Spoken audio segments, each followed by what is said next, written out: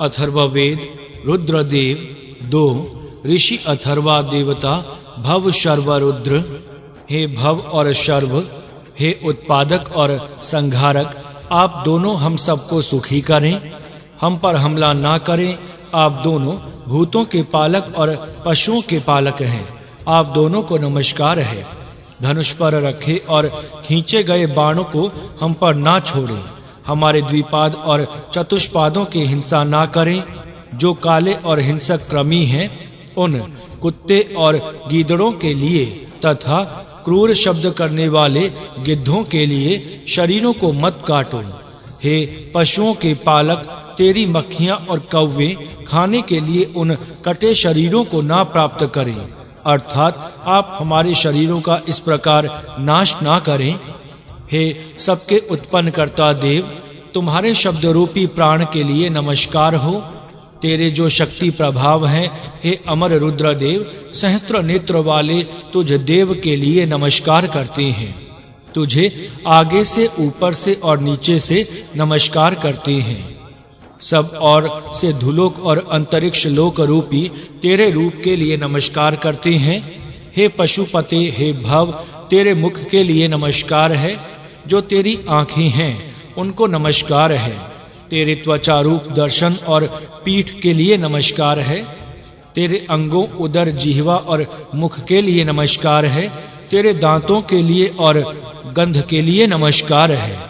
नील शिखा वाले बलवान अन्न से, हजारों आँखों वाले सबके विनाशक रुद्र से हम कभी विरुद्ध ना रहें। वह उत्पत्ति करता सब ओर से हमें सुरक्षित रखे। जल जैसे अग्नि को घेरता है, वैसा ही उत्पत्ति करता हमें घेर रखे, हमें नष्ट ना करे, इसको नमस्कार है। हे पशुपते, उत्पत्ति करने वाले देव को 4 बार तथा 8 बार नमस्कार हो। तेरे लिए 10 बार नमस्कार हो। ये 5 पशु तेरे लिए रखे हैं। गौवे, घोड़ा, पुरुष, बकरियां और भेड़ें हैं। तेरी ये 4 दिशाएं हैं। तेरे धू और पृथ्वी लोक हैं। तेरा ही यह बड़ा तेजस्वी अंतरिक्ष है। तेरा यह सब चेतन वाला है। जो पृथ्वी पर जीव धारण करता है, वह सब तेरा ही है। जिसमें ये सब भुवन है, वह वस्तुओं का निवास स्थान रूप यह विश्व रूपी बड़ा कोश तेरा ही है। हे पशुपालक, वह तू हमें सुख दे, तेरे लिए नमस्कार हो। सियार, गीदड़, कुत्ते सब दूर हों। बुरे स्वर से रोने वाली, बालों को खोलकर चिल्लाने वाली स्त्रियां भी दूर हों, अर्थात ये शोक के प्रसंग हमारे पास न आवे। हे कलगी धारण करने वाले, तू हजारों का नाश करने वाला, सैकड़ों का वध करने वाला, सुवर्णमय धातु का धनुष्य धारण करता है। रुद्र का बाण देवों का शस्त्र विचरता है। वह जिस दिशा में हो, उसको नमस्कार है। हे रुद्र, जो हमला होने पर छिप जाता है और तुझे नीचे करना चाहता है, घायल के पदशेप के समान उसके पीछे तू उसका बदला लेता है। उत्पत्ति करने वाले और संहार करने वाले देव मिलकर रहने वाले ज्ञानी हैं। ये दोनों तेजस्वी पराक्रम के लिए विचरती हैं। वे यहाँ से जिस दिशा में हो, वहाँ उन दोनों को नमस्कार है। हे रुद्र, आने वाले, जाने वाले, ठहरने वाले और बैठने वाले, तुझे नमस्कार हो। शाम को, सवेरे, रात्रि के समय और दिन के समय नमस्कार हो। भव और शर्व, इन दोनों को नमस्कार करता हूँ। सहस्त्र नेत्र ज्ञानी, बहुत प्रकार से शस्त्र फेंकने वाले रुद्र को, उस गतिमान को हम अपनी जिह्वा से घर्षित ना करें। अश्वयुक्त, आकर्षक, बंधन रहित, सुखदायी, किरणों वालों के बड़े भारी रथ को भी परास्त करने वाले पहले प्राप्त करते हैं, और इसको नमस्कार हो। हे पशुपते, जानबूझकर फेंका हुआ देवों का शस्त्र हमारे पास ना आवे, हम पर क्रोध ना हो, तेरे लिए नमस्कार हो। हमसे दूर दिव्य शाखा को फेंक, हमारी हिंसा ना कर, हमें उपदेश कर, हमारी रक्षा कर, क्रोध ना कर, तेरे साथ हम विरोध ना करें।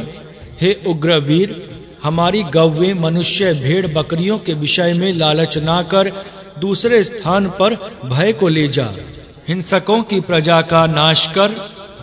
जिसके हथियार क्षय, ज्वर और खांसी हैं, बलवान घोड़ों के हिनहिनानों के स्वर के समान निसंदेह एक पुरुष पर जिसका हथियार जाता है, जो पहले ही निश्चय करता है, उसके लिए नमस्कार है।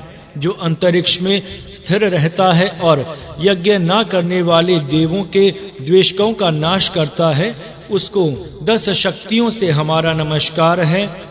अरण्य में उत्पन्न जंगल में रहने वाले मृग आदि पशु तथा हंस, गरुड़, शकुनी और अन्य पक्षी गण, वे सब तेरे ही हैं। हे पशुपते, तेरा पूज्य आत्मा जलों के अंदर है। तेरे लिए दिव्य जल बधाई के लिए गिरते हैं। घड़ियाल, अजगर, कछुए, मछलियां और जल जंतु, मलिन प्राणी जिन पर तू अपना शस्त्र फेंकता है, इनमें से दूर कोई नहीं है, ना कोई तेरे से भिन्न स्थान पर है।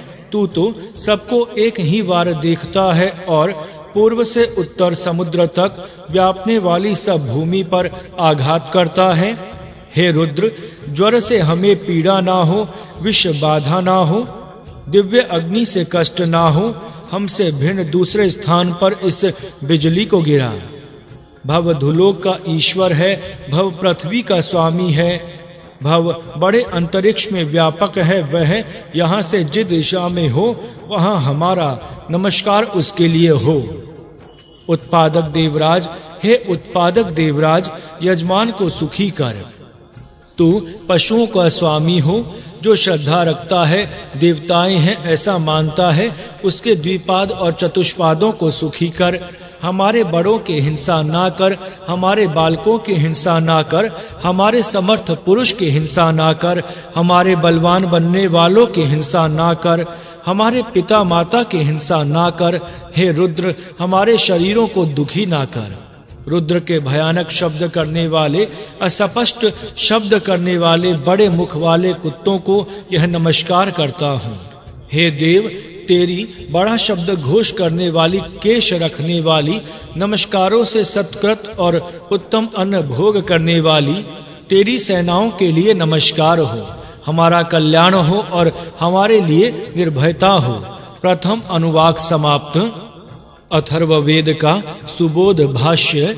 भव और शर्व के सूक्त का आशय। यह सूक्त भव और शर्व देवता के वर्णन पर है। कोई यह यहाँ ना समझे कि भव और शर्व ये देवताएं परस्पर भिन्न हैं।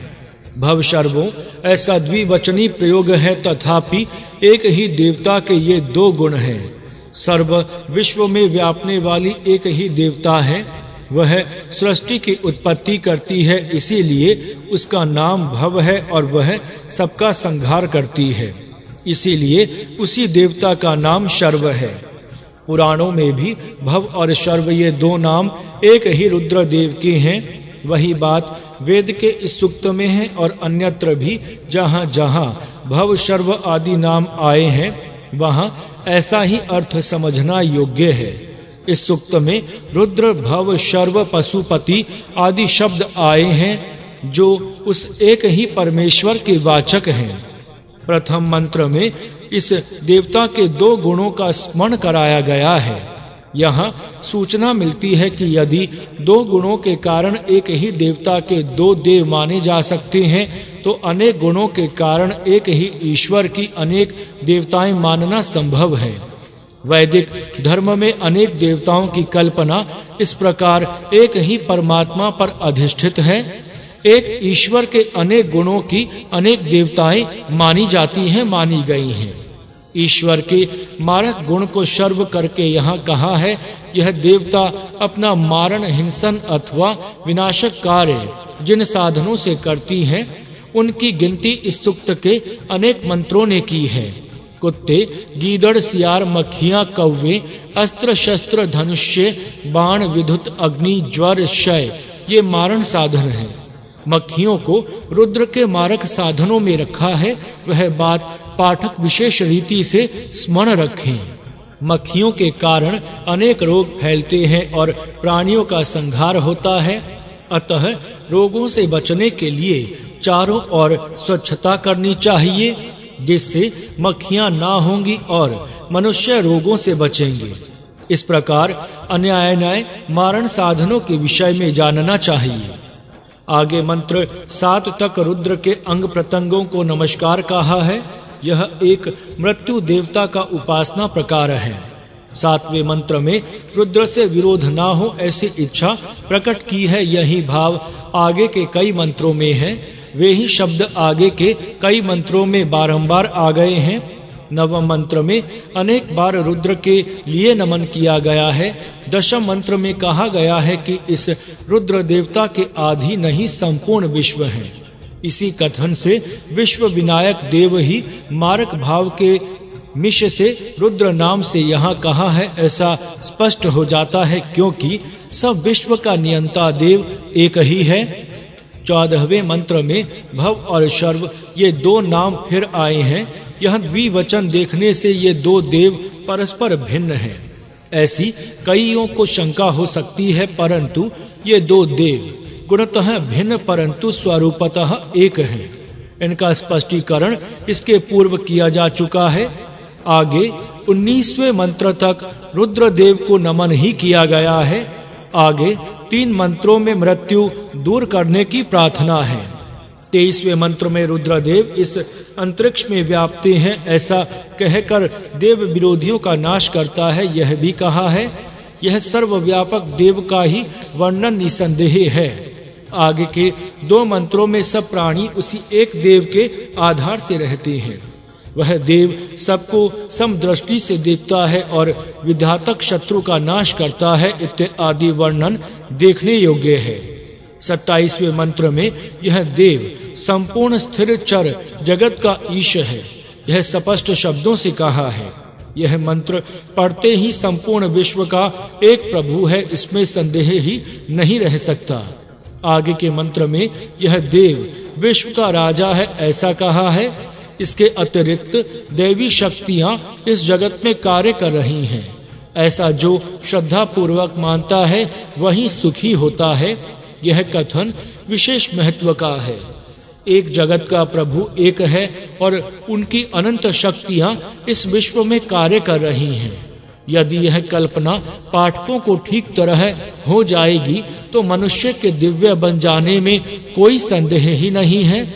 आगे के मंत्रों में सर्वसाधारण निर्भयता की प्रार्थना की है। इस प्रकार इस सूक्त का आशय है।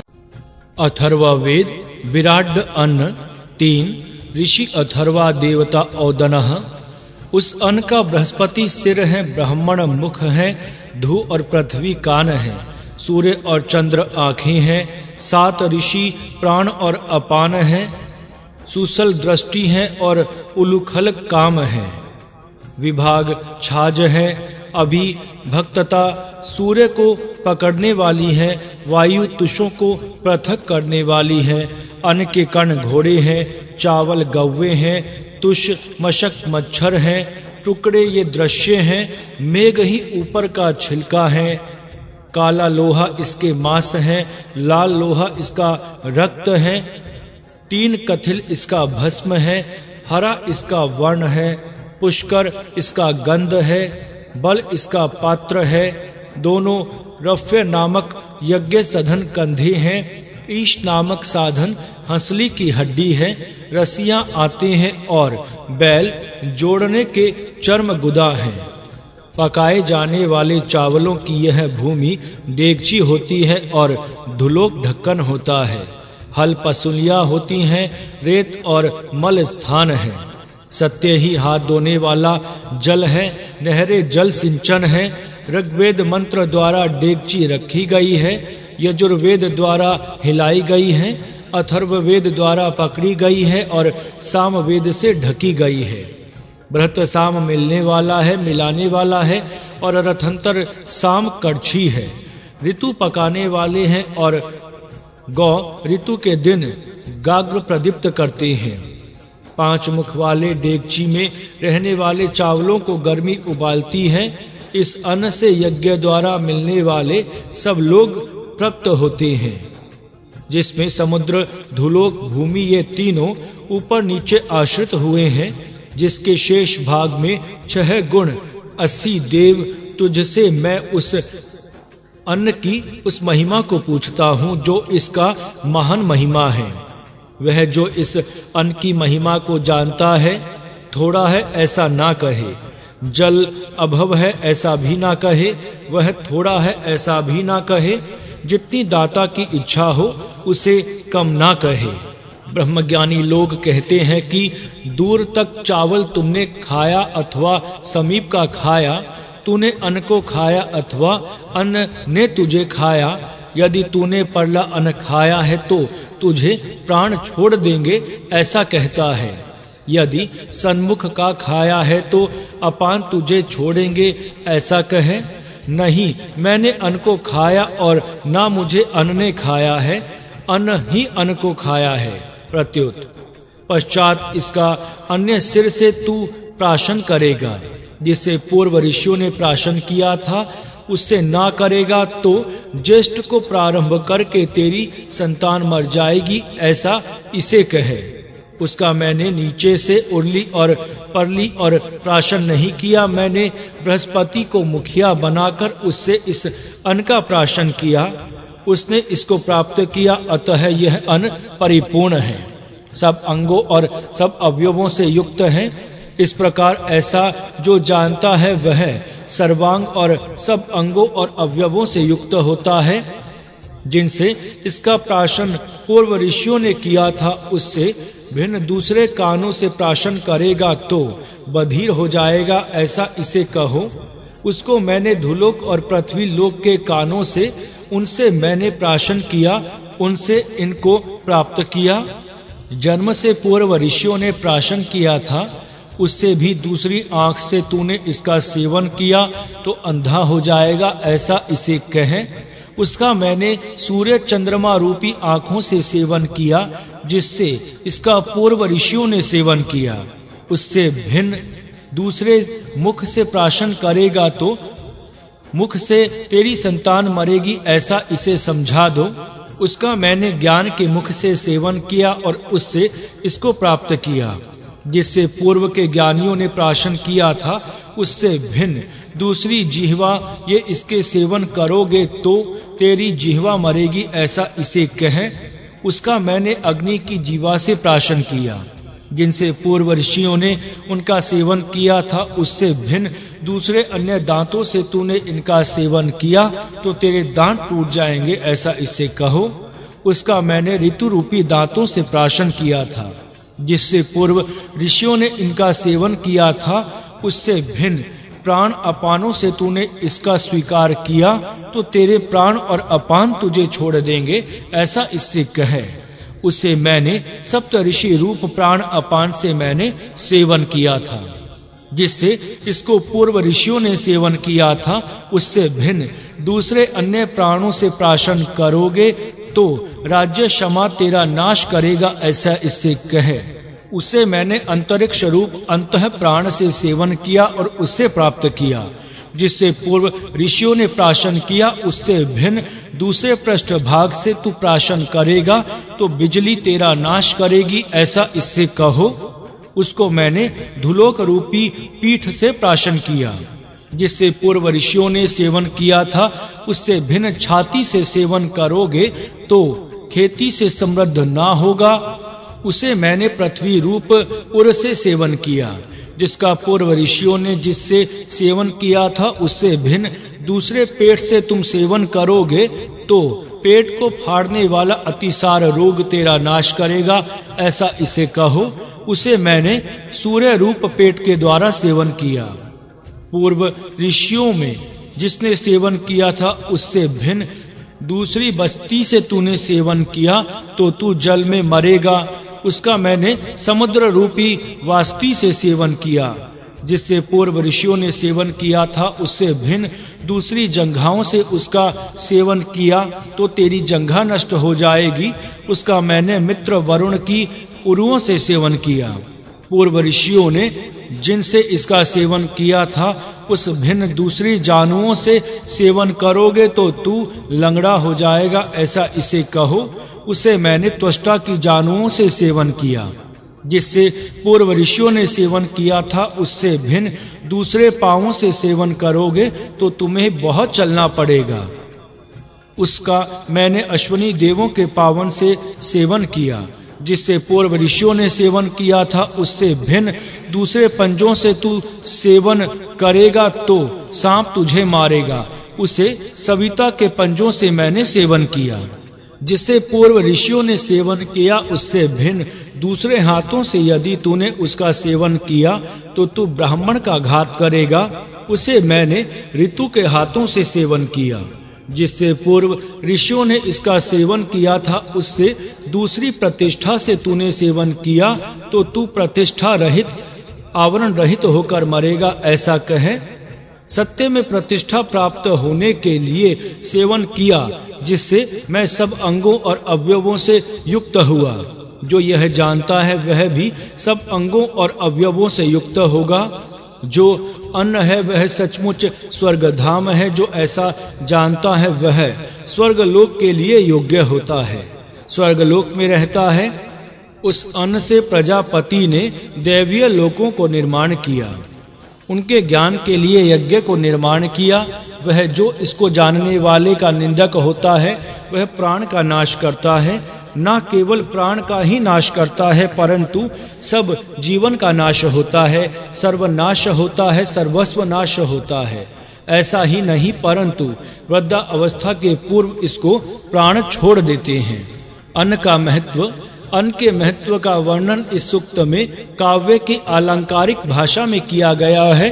यह देखने से पता लगता है कि अन्न भी मनुष्य को स्वर्ग धाम का सुख देने वाले हैं। संपूर्ण विश्व अन्नमय है। यह जो कुछ है वह सब अन्न ही है। यही अन्न का विश्व रूप है। अन्न सेवन करना हो तो जैसा ऋषि लोग उसका सेवन किया करते थे वैसा ही करना चाहिए, अन्यथा मनुष्य का नाश होगा। वह सूचना इस सूक्त में विशेष महत्व की है। पाठक इस दृष्टि से इस सूक्त का मनन करेंगे। इस सूक्त के प्रारंभ में तत्व ज्ञान की दृष्टि से कुछ बातें विचारणीय हैं। 27वें मंत्र में एक प्रश्न पूछा गया था, तूने इस अन्न का प्राशन किया अथवा इस अंते तेरा प्राशन किया, भक्षण किया? यह प्रश्न बड़ा ही विचारणीय है। हम जो अन्न खा रहे हैं वह हमें खा रहा है अथवा हम उस अन्न को भोग रहे हैं? हम जो भोग भोग रहे हैं वे भोग हमारा उपभोग ले रहे हैं अथवा हम उन भोगों का उपभोग ले रहे हैं? कितना गंभीर प्रश्न है। हर एक मनुष्य को इसका विस्तार विचार करना चाहिए। क्या हो रहा है? मनुष्य भोगों को बढ़ा रहे हैं। उन भोगों ने बढ़ाने में कितनी शक्ति व्यय हो रही है? इतनी शक्ति का व्यय करके मनुष्य भोगों को भोग रहे हैं या वे भोग ही मानवीय जीवन को खा रहे हैं, इसका कोई विचार नहीं करता। कितना आश्चर्य है। मनुष्य के अन्न, वस्त्र, गृह, स्त्री, राज्य, धन, ऐश्वर्य, भोग मनुष्य को ही खा रहे हैं। मनुष्य को चाहिए कि इनका भोग करके आनंद प्राप्त करे, परंतु होता यह है कि मनुष्य दुख ही बढ़ा रहा है। क्यों ऐसा होता है? इसका विचार मनुष्य को करना चाहिए। इस मंत्र के प्रश्न में यह महत्वपूर्ण आशय है। पाठक विचार करें कि वेद ने ऐसे ही प्रश्नों से कितनी महत्वपूर्ण विचार परंपरा को चालना दी है। जो विचार करेंगे और सोचेंगे उनके लिए यह प्रश्न जीवन का परिवर्तन करने वाला है। इस प्रश्न का उत्तर कैसा होना चाहिए यह बात इस सूक्त ने बता दी है। मंत्र ही उत्तर देता है। ना मुझे अन्न ने खाया ना मैंने अन्न को खाया, अर्थात हम दोनों ऐसे निर्विकार भाव से एक दूसरे के पास आए हैं कि जिससे दोनों में से किसी का दूसरे पर बुरा प्रभाव नहीं हुआ। ना मैंने अन्न को खाकर कम किया, अर्थात आवश्यकता की अपेक्षा अधिक नहीं खाया, और ना ही अपने पास भोग्य वस्तुओं का संग्रह करके दूसरों से वंचित रखा, और ना ही अन्न ने मुझे खाया, अर्थात न अन्न ही मेरे ऊपर सवार होकर मेरा नाश करने लगा। मैं और अन्न साथ साथ रहे, एक दूसरे को सहायक हुए, एक दूसरे की प्रतिष्ठा बढ़ाने में लगे, एक दूसरे की महिमा बढ़ाते हुए जगत का उपकार करने में सहायक हुए। पाठक इस उत्तर का विचार करें। क्या यह उत्तर पाठकों के विचार में सार्थक हो सकता है? पाठकों के जीवन से यह उत्तर घट रहा है या नहीं, इसका पाठक विचार करें। भोग और भोग लेने वाले एक दूसरे के पास आ गए। तो परस्पर के उपकारक होने चाहिए, यह नियम यहाँ बनाया गया है। एक दूसरे की शक्ति घटाने वाले नहीं होने चाहिए। कितना उत्तम उपदेश है, इसका मनन पाठक करें।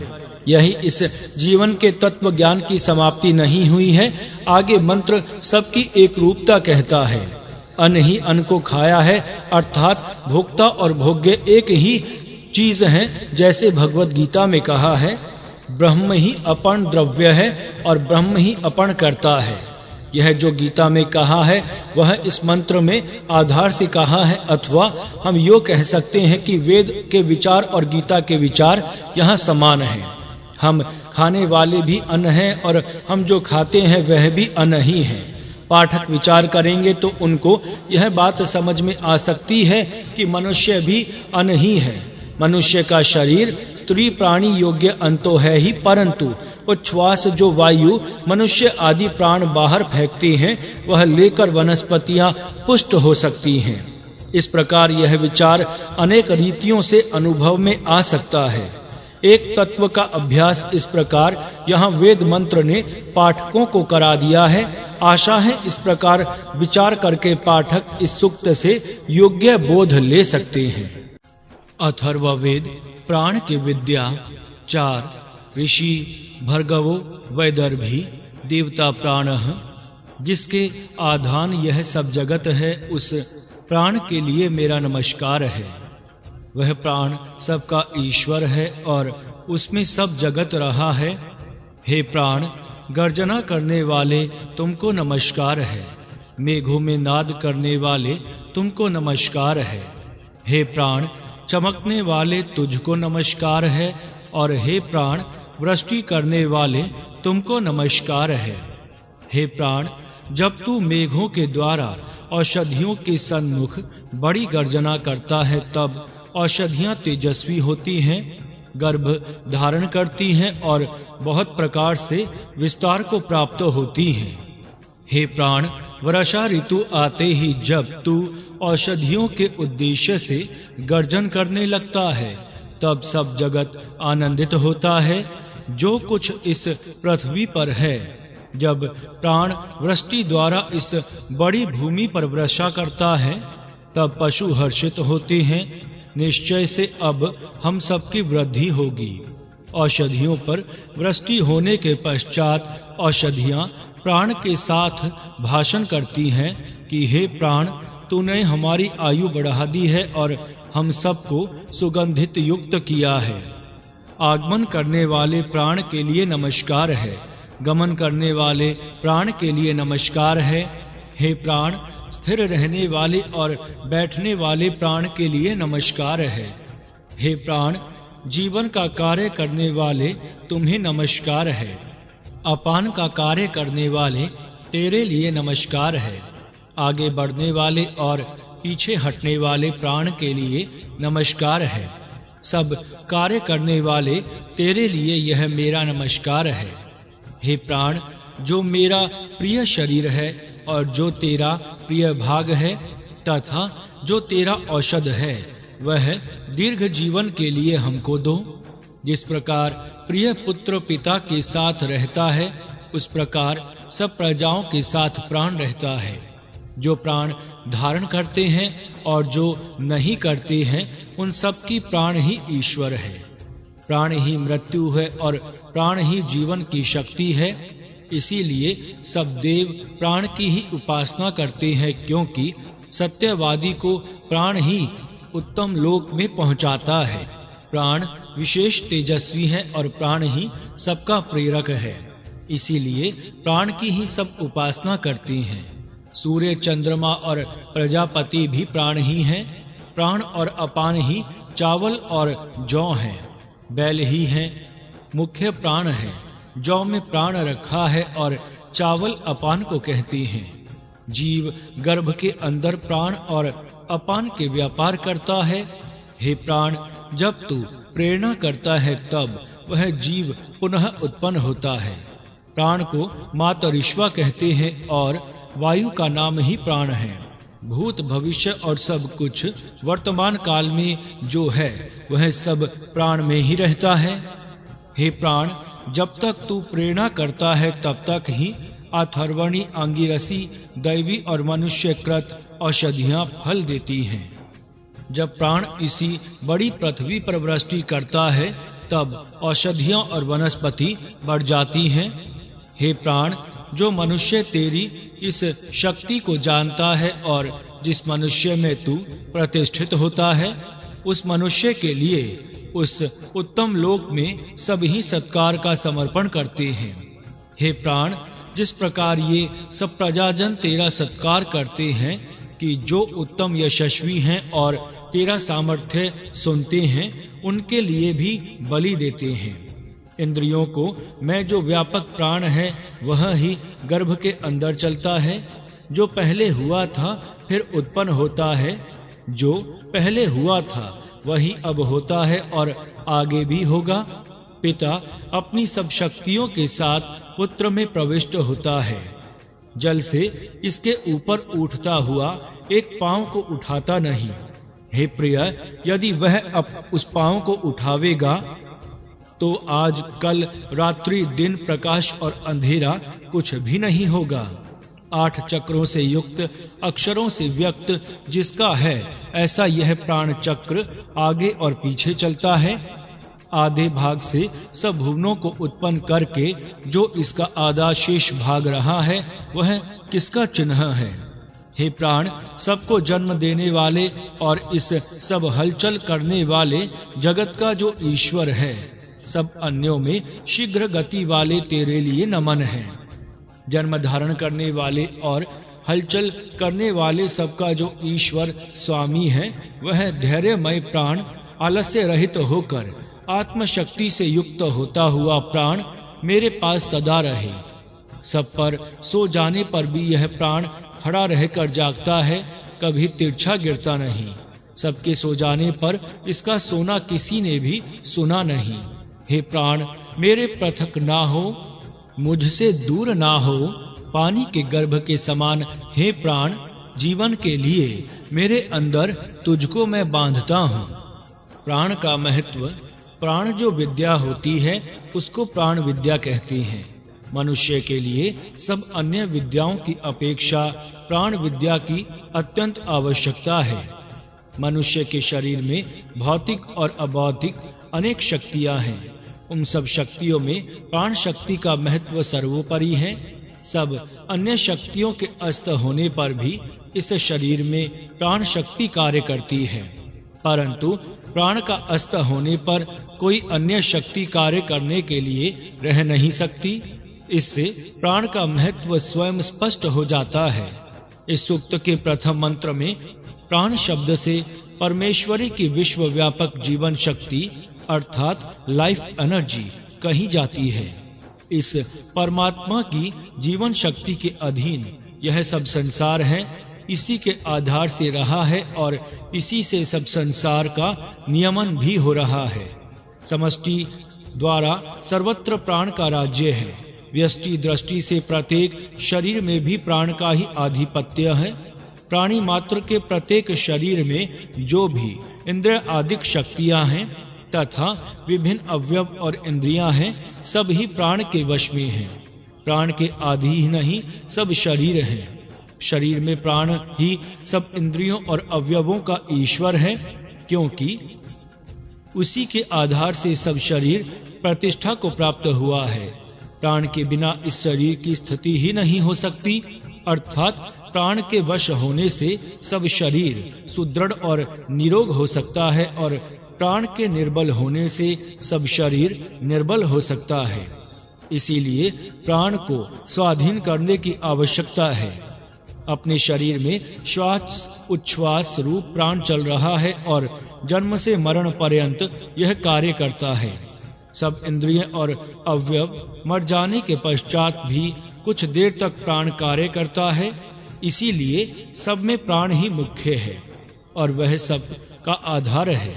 अपने प्राण को केवल साधारण श्वास रूप ही समझना चाहिए, परंतु उसको श्रेष्ठ दिव्य शक्ति का अंश समझना चाहिए।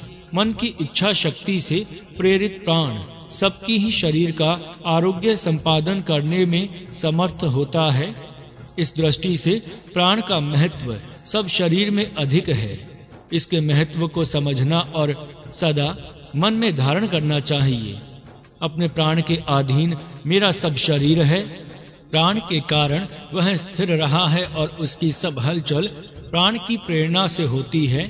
इस प्रकार के प्राण की मैं उपासना करूंगा और उसको अपने अधीन करूंगा। प्राणायाम से उसको प्रसन्न करूंगा और वशीभूत प्राण से अपनी इच्छा अनुरूप अपने शरीर में कार्य करूंगा। यह भावना मन में धारण करके अपने प्राण की शक्ति का चिंतन करना चाहिए। यह प्राण जैसा शरीर में है वैसा बाहर भी है। इस विषय में द्वितीय मंत्र देखने योग्य है। इस द्वितीय मंत्र में केवल गर्जने वालों में मेघों का नाम कंद है। बड़ी गर्जना और विद्युतपात जिनसे होती है उन मेघों का नाम सत्यन्यतनु है। जिनसे बिजली बहुत चमकती है उनको विद्युत कहते हैं और वृष्टि करने वाले मेघों का नाम वर्षत है। ये सब मेघ अंतरिक्ष में प्राण वायु को धारण करते हैं और वृष्टि द्वारा वह प्राण भूमंडल पर आता है और वृक्ष वनस्पतियों में संचारित होता है। तृतीय मंत्र में कहा है कि अंतरिक्ष स्थान का प्राण वृष्टि द्वारा औषध वनस्पतियों में आकर वनस्पतियों का विस्तार करता है। प्राण की यह शक्ति प्रत्यक्ष देखने योग्य है। वृष्टि द्वारा प्राप्त होने वाले प्राण से न केवल वृक्ष वनस्पतियां प्रफुल्लित होती हैं, परंतु अन्य जीव जंतु और प्राणी भी बड़े हर्षित होते हैं। मनुष्य भी इनका स्वयं अनुभव करते हैं। यह तृतीय मंत्र का कथन है। अंतरिक्षस्थ प्राण का कार्य इस प्रकार चतुर्थ और पंचम मंत्र में पाठक देखें और जगत में इस प्राण का महत्व कितना है इसका अनुभव करें। पहले मंत्र में प्राण का सामान्य स्वरूप वर्णन किया गया है। उसकी अंतरिक्ष स्थानीय एक विभूति यहाँ बता दी है। अब इसी की वैयक्तिक विभूति सप्तम और अष्टम मंत्रों में बताई जाती है। श्वास के साथ प्राण का अंदर गमन होता है और उच्च श्वास के साथ बाहर आना होता है। प्राणायाम के पूरक और रेचक का बोध अर्थात परायत आयत इन दो शब्दों से होता है। स्थिर रहने वाले प्राण में कुंभक का बोध होता है और बाहरी कुंभक का ज्ञान आसीन पद से होता है। पहला पूरक, दूसरा कुंभक, तीसरा रेचक और चौथा ब्रह्म कुंभक। ये प्राणायाम के 4 भाग हैं। ये चारों मिलकर परिपूर्ण प्राणायाम होता है। इनका वर्णन इस मंत्र में पहला आयत, दूसरा तिष्ठत, तीसरा परावत, चौथा आसीन इन 4 शब्दों में हुआ है। जो अंदर आने वाला प्राण होता है उसको आयत प्राण कहा जाता है। यही पूरक प्राणायाम है। आने जाने की गतिविधि का निरोध करके प्राण को अंदर स्थित किया जाता है।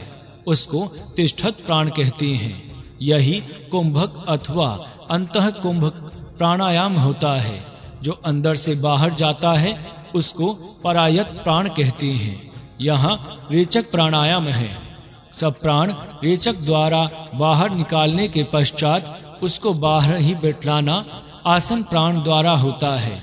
यही ब्रह्म कुंभक है। प्राणायाम के ये 4 भाग हैं। इन चारों के अभ्यास से प्राण वश होता है। यही इस प्राण देवता की प्रसन्नता करने का उपाय है। यही प्राणोपासना की विधि है। प्राण नाम उसका है कि जो नासिका द्वारा छाती में पहुंचता है। अपान उसका नाम है कि जो नाभि के निम्न देश से गुदा के द्वार तक कार्य करता है। इन्हीं के 2 अन्य नाम प्राचीन और प्रतिचीन प्राण हैं। प्राण के स्वाधीन रखने का तात्पर्य प्राण और अपान को स्वाधीन रखना है। अपान की स्वाधीनता से मल सर्ग उत्तम प्रकार से होते हैं और प्राण की स्वाधीनता से रुधिर की शुद्धि होती है। इस प्रकार दोनों के वशीभूत होने से शरीर की निरोगता सिद्ध होती है। इस प्रकार की प्राण की स्वाधीनता होने से प्राण के अधीन सब शरीर हैं, इसका अनुभव होता है। इसी उद्देश्य से मंत्र कहता है कि सर्वसम त इदम नमः, अर्थात तू सब कुछ है, इसीलिए तेरा सत्कार करता हूँ। शरीर का कोई भाग प्राण शक्ति के बिना कार्य कर नहीं सकता। इसीलिए सब अवयवों में सब प्रकार का कार्य करने वाले प्राण का सदा ही सत्कार करना चाहिए। हर एक मनुष्य को उचित है कि वह अपने प्राण की इस शक्ति का ध्यान करे, विश्वास पूर्वक इस शक्ति का स्मरण रखे, क्योंकि निज आरोग्य की सिद्धि इसी पर निर्भर है। इस प्राण शक्ति का इतना महत्व है कि इसकी विद्यमानता में ही अन्य औषध कार्य कर सकते हैं, परंतु इस शक्ति के कमजोर होने पर कोई औषध कार्य कर नहीं सकता। प्राण ही सब औषधियों की औषधि है। इस विषय में नवम मंत्र देखने योग्य है। अन्नमय, प्राणमय, मनोमय, विज्ञानमय और आनंदमय, ये 5 कोश हैं। इनको 5 शरीर भी कह सकते हैं। इन 5 शरीरों में प्राणमय शरीर का वर्णन इस मंत्र में किया है। प्रिया तनु यह प्राणमय कोश ही है। सब ही इस पर प्रेम करते हैं, सब चाहते हैं कि यह प्राणमय शरीर सदा रहे। प्राण और अपान ये इस शरीर के 2 प्रेममय कार्य हैं। प्राण से शक्ति का संवर्धन होता है और अपान से विष को दूर करके स्वस्थ का संरक्षण होता है। प्राण के अंदर एक प्रकार का भेषजम अर्थात औषध है। दोषों को दूर करने की शक्ति का नाम दोषंध, औषध अथवा भेषज होता है। शरीर के सब दोष दूर करना और वहां शरीर में आरोग्य की स्थापना करना, यह पवित्र कार्य करना प्राण का ही धर्म है। प्राण का दूसरा नाम रुद्र है और रुद्र शब्द का अर्थ वैद्य भी होता है। इस प्राण में औषध है, यह वैद्य का कथन है। इस पर अवश्य विश्वास रखना चाहिए, क्योंकि यह विश्वास अवस्थित नहीं है। अपनी निज शक्ति पर विश्वास रखने के समान ही यह वास्तविक विश्वास है। मानस चिकित्सा का यह मूल है। पाठक इस दृष्टि से इस मंत्र का विचार करें। अपनी प्राण शक्ति से अपनी ही चिकित्सा की जा सकती है। मैं अपनी प्राण शक्ति से अपने रोगों का निवारण अवश्य करूंगा, यह भाव यहाँ धारण करने से बड़ा लाभ होता है। दशम मंत्र में ऐसा कहा है कि जिस प्रकार पुत्र का संरक्षण करने की इच्छा पिता करता है, उसी प्रकार सबका रक्षण करना चाहता है। सब प्रजाओं के शरीरों में नस नाड़ियों में जाकर वहां रहकर सब प्रजा का संरक्षण यह प्राण करता है। न केवल प्राण धारण करने वाले प्राणियों का, परंतु जो प्राण धारण नहीं करते ऐसे स्थावर पदार्थों का भी रक्षण प्राण ही करता है। अर्थात कोई यह ना समझे कि श्वासोच्छ्वास करने वाले प्राणियों में ही प्राण है, परंतु वृक्ष, वनस्पति, पत्थर आदि पदार्थों में भी प्राण है और इन सब पदार्थों में रहकर प्राण सबका संरक्षण करता है। प्राण को पिता के समान पूज्य समझना चाहिए और उसकी सब पदार्थों में व्यापक जानना चाहिए। शरीर से प्राण चले जाने से मृत्यु होती है और जब तक शरीर में प्राण कार्य करता है तब तक ही शरीर में सामर्थ्य अथवा सहन शक्ति रहती है। यह 11वें मंत्र का कथन है। इस प्रकार एक ही प्राण जीवन और मृत्यु का कर्ता होता है। देव शब्द से इस मंत्र में इंद्रियों का ग्रहण होता है। सब इंद्रियां प्राण की ही उपासना करती हैं, अर्थात प्राण के साथ रहकर अपने अंदर बल प्राप्त करती हैं। जो इंद्रिय प्राण के साथ रहकर बल प्राप्त करता है वह ही कार्यक्षम होता है, परंतु जो इंद्रिय प्राण से युक्त होता है वह मर जाता है। यही प्राण उपासना और यही रुद्र उपासना है। सब देवों में महादेव की शक्ति कैसे कार्य करती है इसका यहाँ अनुभव हो सकता है। प्राण ही महादेव, रुद्र, शंभु आदि नामों से बोधित होता है। व्यक्ति के शरीर में प्राण ही उसकी विभूति है। सब जगत में उसका स्वरूप विश्व व्यापक प्राण शक्ति ही है। इस व्यापक प्राण शक्ति के आश्रय से अग्नि, वायु, इंद्र, सूर्य आदि देवता गण रहते हैं और अपना कार्य करते हैं। व्यष्टि में और समष्टि में एक ही नियम कार्य कर रहा है। व्यष्टि में प्राण के साथ इंद्रिय रहती हैं और समष्टि में व्यापक प्राण शक्ति के साथ अग्नि आदि देव रहते हैं। दोनों स्थानों में दोनों प्रकार के देव प्राण की उपासना से ही अपनी शक्ति प्राप्त करते हैं। तीसरे देव समाज और राष्ट्र में विद्वान शूर आदि प्रकार के हैं। वे सत्यवादी, सत्यनिष्ठ, सत्यपरायण और सत्याग्रही बनकर प्राणायाम द्वारा प्राणोपासना करते हैं। प्राण ही इनको उत्तम लोक में पहुंचाता है, अर्थात इनको श्रेष्ठ बनाता है, अर्थात प्राणोपासना से सब ही श्रेष्ठ बनते हैं। सत्य से बल प्राप्ति। कई लोग यहाँ पूछेंगे कि सत्यवादिता का प्राण उपासना के साथ क्या संबंध है। उत्तर में निवेदन है कि सत्य से मन पवित्र होता है और उसकी शक्ति बढ़ती है। प्राण की शक्ति के साथ मानसिक शक्ति का विकास होने से बड़ा लाभ होता है। प्राणायाम से प्राण की शक्ति बढ़ती है और सत्यनिष्ठा से मन की शक्ति विकसित होती है। इस प्रकार दोनों शक्तियों का विकास होने से मनुष्य की योग्यता असाधारण हो जाती है। 12 मंत्र का अब विचार करिए। प्राण विशेष तेजस्वी हैं। जब तक शरीर में प्राण रहता है तब तक ही शरीर में तेज रहता है। प्राण के चले जाने से शरीर का तेज नष्ट होता है। सब शरीर में प्राण ही प्रेरणा होती है। बोलना, हिलना, चलना आदि सब प्राणों की प्रेरणा से ही होता है। अर्थात शरीर में तेज और प्रेरणा प्राण से होती है। इसीलिए सब प्राणी मात्र प्राण की ही उपासना करते हैं, अथवा यूं समझिए कि जब तक वे प्राण के साथ रहते हैं तब तक ही उनकी स्थिति होती है। जब वे प्राण का सहचार्य छोड़ देते हैं तब उनकी मृत्यु ही होती है। इच्छा ना होने पर भी सब प्राणी प्राण की ही उपासना कर रहे हैं। यदि मानसिक इच्छा के साथ प्राणोपासना की जाएगी तो निस्संदेह बड़ा लाभ हो सकता है, क्योंकि इस जीवन का जो वैभव है वह प्राण से ही प्राप्त हुआ है। इसीलिए अधिक वैभव प्राप्त करना है तो प्रयत्न से उसकी ही उपासना करनी चाहिए। प्राणायाम का यही फल है। इस जगत में सूर्य, चंद्र ये प्राण ही सूर्य किरणों के द्वारा वायु में प्राण रखा जाता है और चंद्र अपनी किरणों से औषधियों में प्राण रखता है। मेघ, विद्युत आदि अपने अपने कार्य द्वारा जगत को प्राण दे ही रहे हैं। अंत में प्राणों का प्राण जो प्रजापति परमात्मा है वह सच्चा प्राण है, क्योंकि जीवन की सब प्राण शक्ति वह एकमात्र आधार है।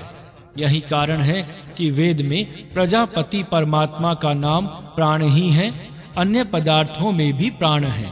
उसका वर्णन 13वें मंत्र में इस प्रकार किया गया है।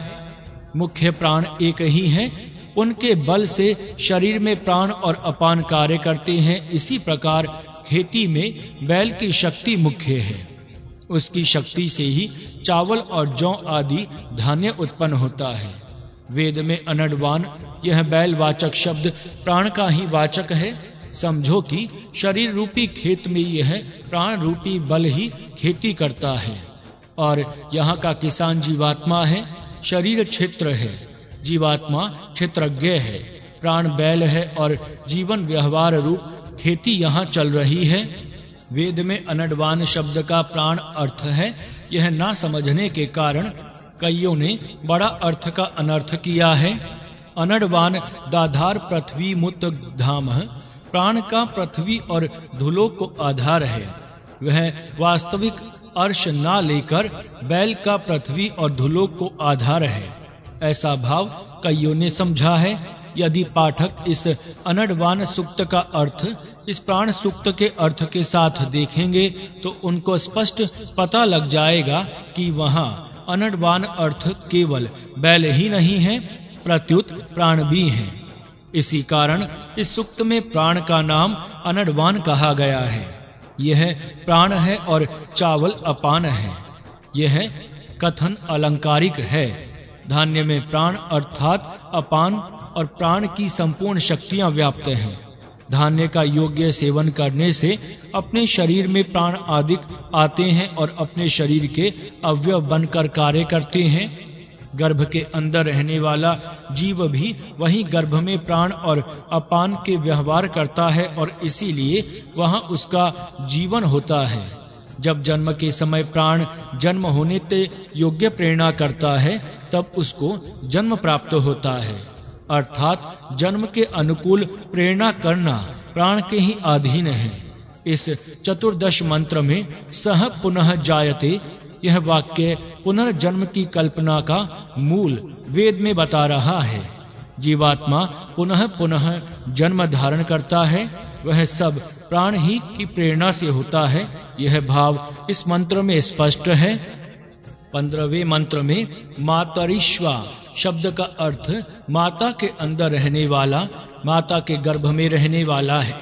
माता के गर्भ में प्राण रूप अवस्था में जीव रहता है, इसीलिए जीव का नाम मातरिश्वा है। गर्भ में इसकी स्थिति प्राण रूप होने से इसका नाम ही प्राण होता है। इस कारण प्राण और मातरिश्वा शब्द समान अर्थ बताते हैं। मातरिश्वा का दूसरा अर्थ वायु है। वायु, वात आदि शब्द भी प्राणवाचक ही है, क्योंकि वायु रूप प्राण ही हम अंदर लेते हैं और प्राण धारण कर रहे हैं। प्राण का विचार करने से ऐसा पता लगता है कि उसके आधार से भूत, भविष्य और वर्तमान का सब ही जगत रहता है। प्राण के आधार से ही सब रहता है। प्राण के बिना जगत में किसी की भी स्थिति नहीं हो सकती। पूर्व जन्म, यह जन्म और पुनर्जन्म ये सब प्राण के कारण होते हैं। अर्थात भूत, भविष्य और वर्तमान काल में जो प्राण के संस्कार प्राण में संचित होते हैं, उसके कारण यथा योग्य रीति से पुनः जन्म आदि होते हैं। औषधियों का उपयोग तब तक ही होता है जब तक प्राण की शक्ति शरीर में है।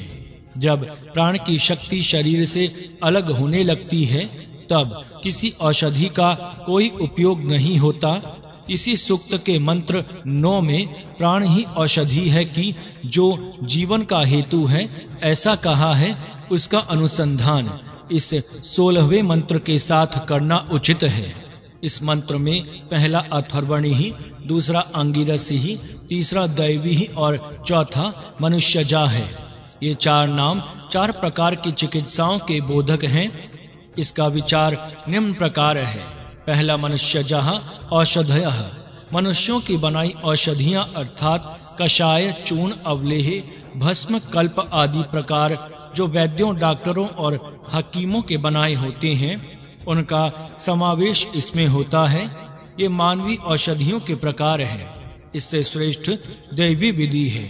दूसरा दैवी औषधयः, आप, तेज, वायु आदि देवों के द्वारा जो चिकित्सा की जाती है वह दैवी चिकित्सा है। जल चिकित्सा, सौर चिकित्सा, वायु चिकित्सा, विद्युत चिकित्सा आदि सब दैवी चिकित्सा के प्रकार हैं। सूर्य, चंद्र, वायु आदि देवताओं के साक्षात संबंध से यह चिकित्सा होती है और आश्चर्य कारक गुण प्राप्त होता है, इसीलिए इसकी योग्यता बड़ी है। इसके अतिरिक्त देव यज्ञ अर्थात हवन आदि द्वारा जो चिकित्सा होती है उसका भी समावेश इसमें होता है। देव यज्ञ द्वारा देवताओं की प्रसन्नता करके उन देवताओं के जो जो अंश अपने शरीर में हैं उनका आरोग्य संपादन करना कोई अस्वाभाविक प्रकार नहीं है। यह बात युक्ति युक्त और तर्कगम्य भी है। तीसरा आंगिरसी ही औषधयः, अंगों, अवयवों और इंद्रियों में एक प्रकार का रस होता है जिसके कारण हमारे अथवा प्राणियों के शरीर की स्थिति होती है। उस रस के द्वारा जो चिकित्सा होती है वह आंगी रस चिकित्सा कहलाती है। मानसिक इच्छा शक्ति की प्रबल प्रेरणा से इस रस का अंग पतंगों में संचार करने से रोगों की निवृत्ति होती है। मानसिक चित्तज्ञा का इसमें विशेष संबंध है। रुग्ण अवस्थाव को संबोधित करके निरोगता के भाव की सूचना देना तथा रोगी को निज अंगरस शक्ति की प्रेरणा करने के लिए उत्तेजित करना इस विधि में मुख्य है। निज आरोग्य के लिए ब्राह्म साधनों की निरपेक्षता इसमें होने से इसको आंगिरस चिकित्सा अर्थात अपने निज अंगों के रस द्वारा होने वाली चिकित्सा कहते हैं। 4 अथर्वणी औषधयः। अथर्वा नाम है योगी का, मन की विविध वृत्तियों का निरोध करने वाला, चित्त वृत्तियों को स्वाधीन रखने वाला योगी अथर्वा कहलाता है। इस शब्द का अर्थ अथर्वा निश्चल, स्तब्ध, स्थिर, गतिहीन ऐसा है। स्थित प्रज्ञ, स्थिर बुद्धि, स्थित मति आदि शब्द इसका भाव बताते हैं। योगी लोग मंत्र प्रयोग से जो चिकित्सा करते हैं उसका नाम अथर्वणी चिकित्सा होती है। हृदय के प्रेम से, परमेश्वर भक्ति से, मानस शक्ति से और आत्मविश्वास से मंत्र सिद्धि होती है। यह अथर्वणी चिकित्सा सबसे श्रेष्ठ है, क्योंकि उसमें जो कार्य होता है वह आत्मा की शक्ति से होता है। इसीलिए अन्य चिकित्साओं की अपेक्षा इसकी श्रेष्ठता है, इसमें कोई संदेह ही नहीं है। ये सब चिकित्सा के प्रकार तब तक कार्य करते हैं कि जब तक प्राण शरीर में रहना चाहता है। जब प्राण चला जाता है तब कोई चिकित्सा फलदायक नहीं हो सकती। इस प्रकार प्राण का महत्व विशेष है। प्राण की वृष्टि, जो मनुष्य प्राण की शक्ति का वर्णन श्रद्धा से सुनता है, प्राण के बल को विश्वास से जानता है, प्राण का बल प्राप्त करने में यशस्वी होता है, और जिस मनुष्य में प्राण उत्तम रीति से प्रतिष्ठित होते हैं और स्थिर रहते हैं, उसका ही सब सरकार सत्कार करती है, उसकी स्थिति उत्तम लोक में होती है और उसी का यश सर्वत्र फैलता है। प्राणायाम द्वारा जो अपने प्राण को प्रसन्न और स्वाधीन करता है, उसका यश सब प्रकार से बढ़ता है। इस 19वें मंत्र में बलि शब्द का अर्थ सत्कार, पूजा, अर्पण, शक्ति प्रदान आदि प्रकार का है। सब अन्य देव प्राण को ही पूजते हैं।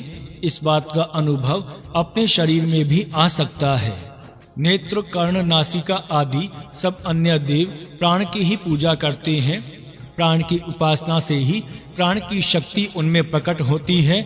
इसी प्रकार प्राणायाम की साधना करने वाले योगी का सत्कार अन्य सज्जन करते हैं और उनके उपदेश से प्राणोपासना का मार्ग जानकर स्वयं बलवान बन सकते हैं। यही कारण है कि प्राणायाम करने वाले योगी की सर्वत्र प्रशंसा होती है। 20वें मंत्र में कहा है कि सूर्य, चंद्र, वायु आदि देवताओं के अंश मनुष्य आदि प्राणियों के शरीर में रहते हैं। वे ही आँख, नाक आदि अवयव किंवा इंद्रियों के स्थान से रहते हैं। इन देवताओं में प्राण की शक्ति व्याप्त है। यही व्यापक प्राण पूर्ण देह को छोड़कर दूसरे गर्भ में प्रविष्ट होता है, अर्थात एक बार जन्म लेने के पश्चात पुनः जन्म लेता है। आत्मा की शक्ति का नाम शची है। इंद्र की धर्मपत्नी का नाम शची होता है। धर्मपत्नी का भाव यहाँ निज शक्ति ही है। इंद्र जीवात्मा का है और उसकी शक्तियाँ शची नाम से प्रसिद्ध हैं। पिता का अंश अपनी सब शक्तियों के साथ पुत्र में प्रविष्ट होता है।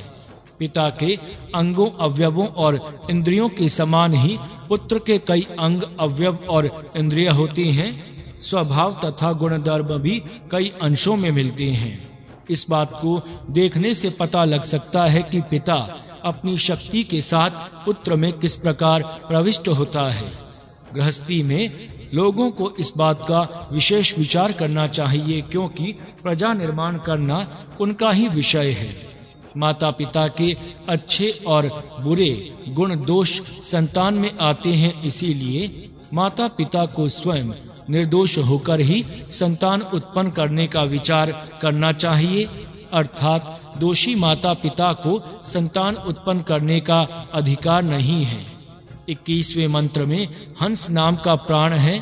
श्वास अंदर जाने के समय स की ध्वनि होती है और उच्च श्वास बाहर आने के समय ह की ध्वनि होती है। ह और स मिलकर हंस शब्द का प्राणवाचक बनता है। उसी के अन्य रूप अ, हंस, सोहम आदि उपासना के लिए बनाए गए हैं। इनमें हंस शब्द ही मुख्य है।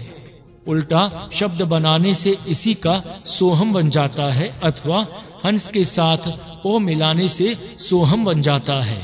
पाठक यहाँ दोनों प्रकार के रूप देख सकते हैं।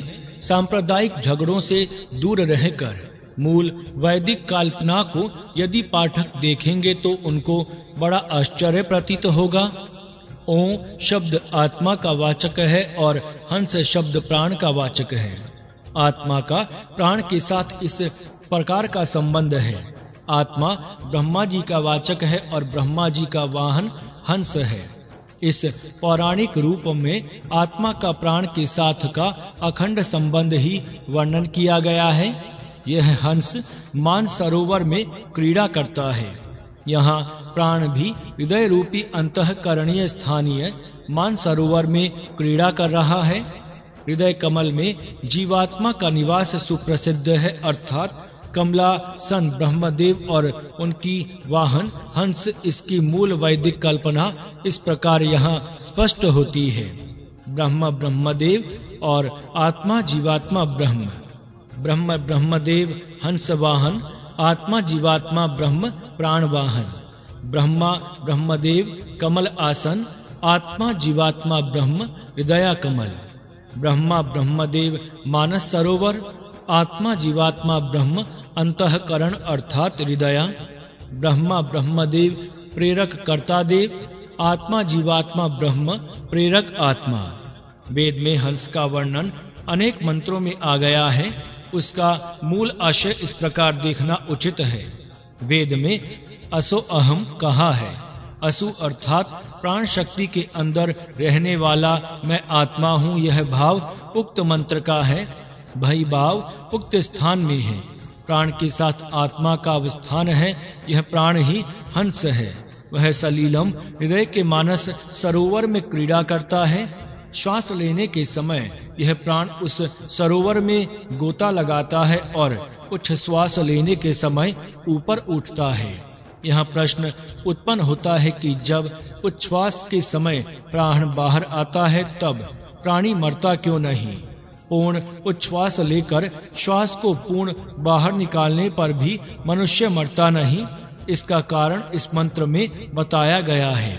जिस प्रकार हंस पक्षी एक पांव पानी में ही रखकर दूसरा पांव ऊपर उठाता है, उसी प्रकार प्राण ऊपर उठते समय अपना एक पांव हृदय के रक्ताशय में दृढ़ता से रखता है और दूसरे पांव को ही बाहर निकालता है। कभी दूसरे पांव को हिलाता नहीं। तात्पर्य, प्राण अपनी एक शक्ति को शरीर में स्थिर रखता हुआ दूसरी शक्ति से बाहर आकर कार्य करता है। इसीलिए मनुष्य मरता नहीं। यदि यह अपने दूसरे पांव को भी बाहर निकालेगा तो आज कल दिन रात प्रकाश अंधेरा आदि कुछ भी नहीं होगा, अर्थात कोई प्राणी जीवित नहीं रह सकेगा। जीवन के पश्चात ही काल का ज्ञान होता है। इस प्रकार का यह प्राण का संबंध है। प्रत्येक मनुष्य को उत्तम विचार करके इस संबंध का ज्ञान ठीक प्रकार से प्राप्त करना चाहिए। हंस शब्द के साथ प्राण उपासना का प्रकार भी इस मंत्र से व्यक्त होता है। श्वास के साथ सकार का श्रवण और उच्छ्वास के साथ हम कार का श्रवण करने से प्राण उपासना होती है। इससे चित्त की एकाग्रता शीघ्र ही साध्य होती है। यही सो अक्षर का श्रवण श्वास के साथ और हम का श्रवण उच्छ्वास के साथ करने से हंस का ही जप बन जाता है। यह प्राण उपासना का प्रकार है। सांप्रदायिक लोगों ने इन पर विलक्षण और विभिन्न कल्पनाएं रची हैं, परंतु मूल की ओर ध्यान देकर झगड़ों से दूर रहना ही हमको उचित है। अब इसका और वर्णन देखिए। इस शरीर में 8 चक्र हैं जिनमें प्राण जाता है और विलक्षण कार्य करता है। यह बात 22वें मंत्र में कही है। मूलाधार, स्वाधिष्ठान, मणिपूरक, सूर्य, अनाहृत, विशुद्धि, आज्ञा और सहस्त्रार, ये 8 चक्र हैं। क्रमशः गुदा से लेकर सिर के ऊपरले भाग तक 8 स्थानों में ये 8 चक्र हैं। पीठ के मेरुदंड में इनकी स्थिति है। इस प्रत्येक चक्र में प्राण जाता है और अपने अपने नियत कार्य करता है। जो सज्जन प्राणायाम का अभ्यास करते हैं उनको अपना प्राण इस चक्र में पहुंचता है, इस बात का अनुभव होता है और वहां की स्थिति का भी पता लगता है। ऊपर मस्तिष्क में सहस्त्रसार चक्र का स्थान है। यही मस्तिष्क का मध्य और मुख्य भाग है। प्राण का एक केंद्र हृदय में है। इस प्रकार एक केंद्र के साथ 8 चक्रों में सहस्त्र आरों के द्वारा आगे और पीछे चलने वाला यह प्राण चक्र है। श्वास उच्छ्वास तथा प्राण अपान द्वारा प्राण चक्र की आगे की और पीछे गति होती है। पाठकों को उचित है कि वे इन बातों को जानने और अनुभव करने का यत्न करें। प्राण का एक भाग शरीर की शक्ति के साथ संबंध रखता है और दूसरा भाग आत्मा की शक्ति के साथ संबंध रखता है।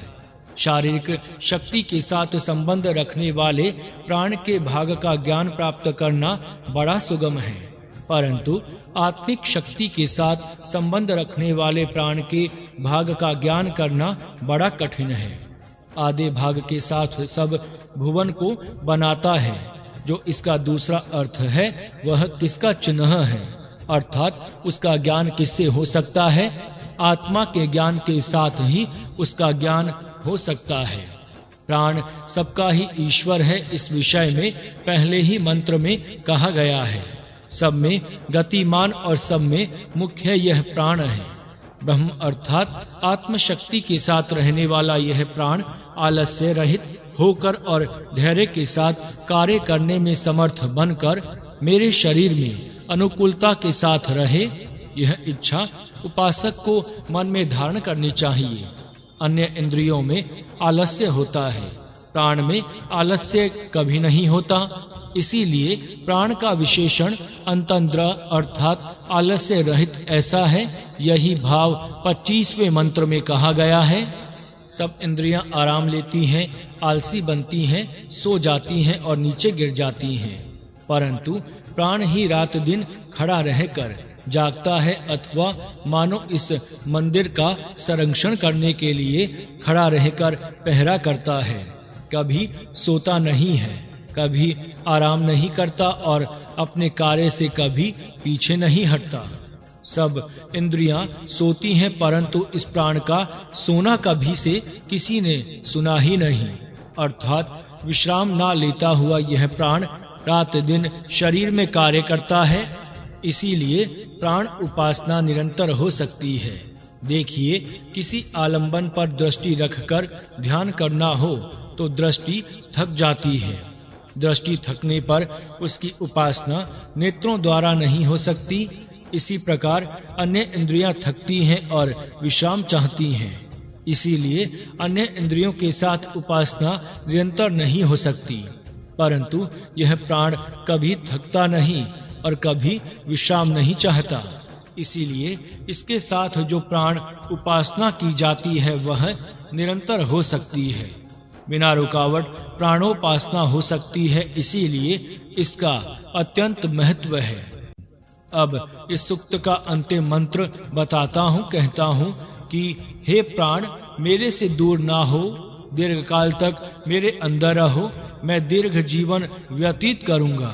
मैं दीर्घ आयुष्य से युक्त होकर 100 वर्ष से भी अधिक जीवन व्यतीत करूँगा। इसीलिए मेरे से पृथक ना हो, यह भावना उपासक को मन में धारण करनी चाहिए। अन्नमय मन है और अपोमय प्राण है, इसीलिए प्राण को पानी का गर्भ कहा है। उपासक के मन में यह भावना स्थिर रहनी चाहिए कि मैंने प्राणायाम आदि द्वारा अपने शरीर में प्राणों को बांधकर रख दिया है। इसीलिए यह प्राण कभी वियुक्त होकर दूर नहीं होगा। प्राणायाम आदि द्वारा साधनों पर दृढ़ विश्वास रखकर उन साधनों के द्वारा मेरे शरीर में प्राण स्थिर हुआ है, ऐसा दृढ़ भाव रखना चाहिए और कभी अकाल मृत्यु का विचार तक मन में नहीं आना चाहिए। आत्मा पर विश्वास रखने से उक्त भावना दृढ़ हो जाती है। इस प्रकार प्राण सूक्त में निम्न भाव है। प्राण सूक्त का सारांश: पहला, प्राण के अधीन ही सब कुछ है, प्राण ही सबका मुखिया है। दूसरा, प्राण पृथ्वी पर है, अंतरिक्ष में है और धुलोक में है।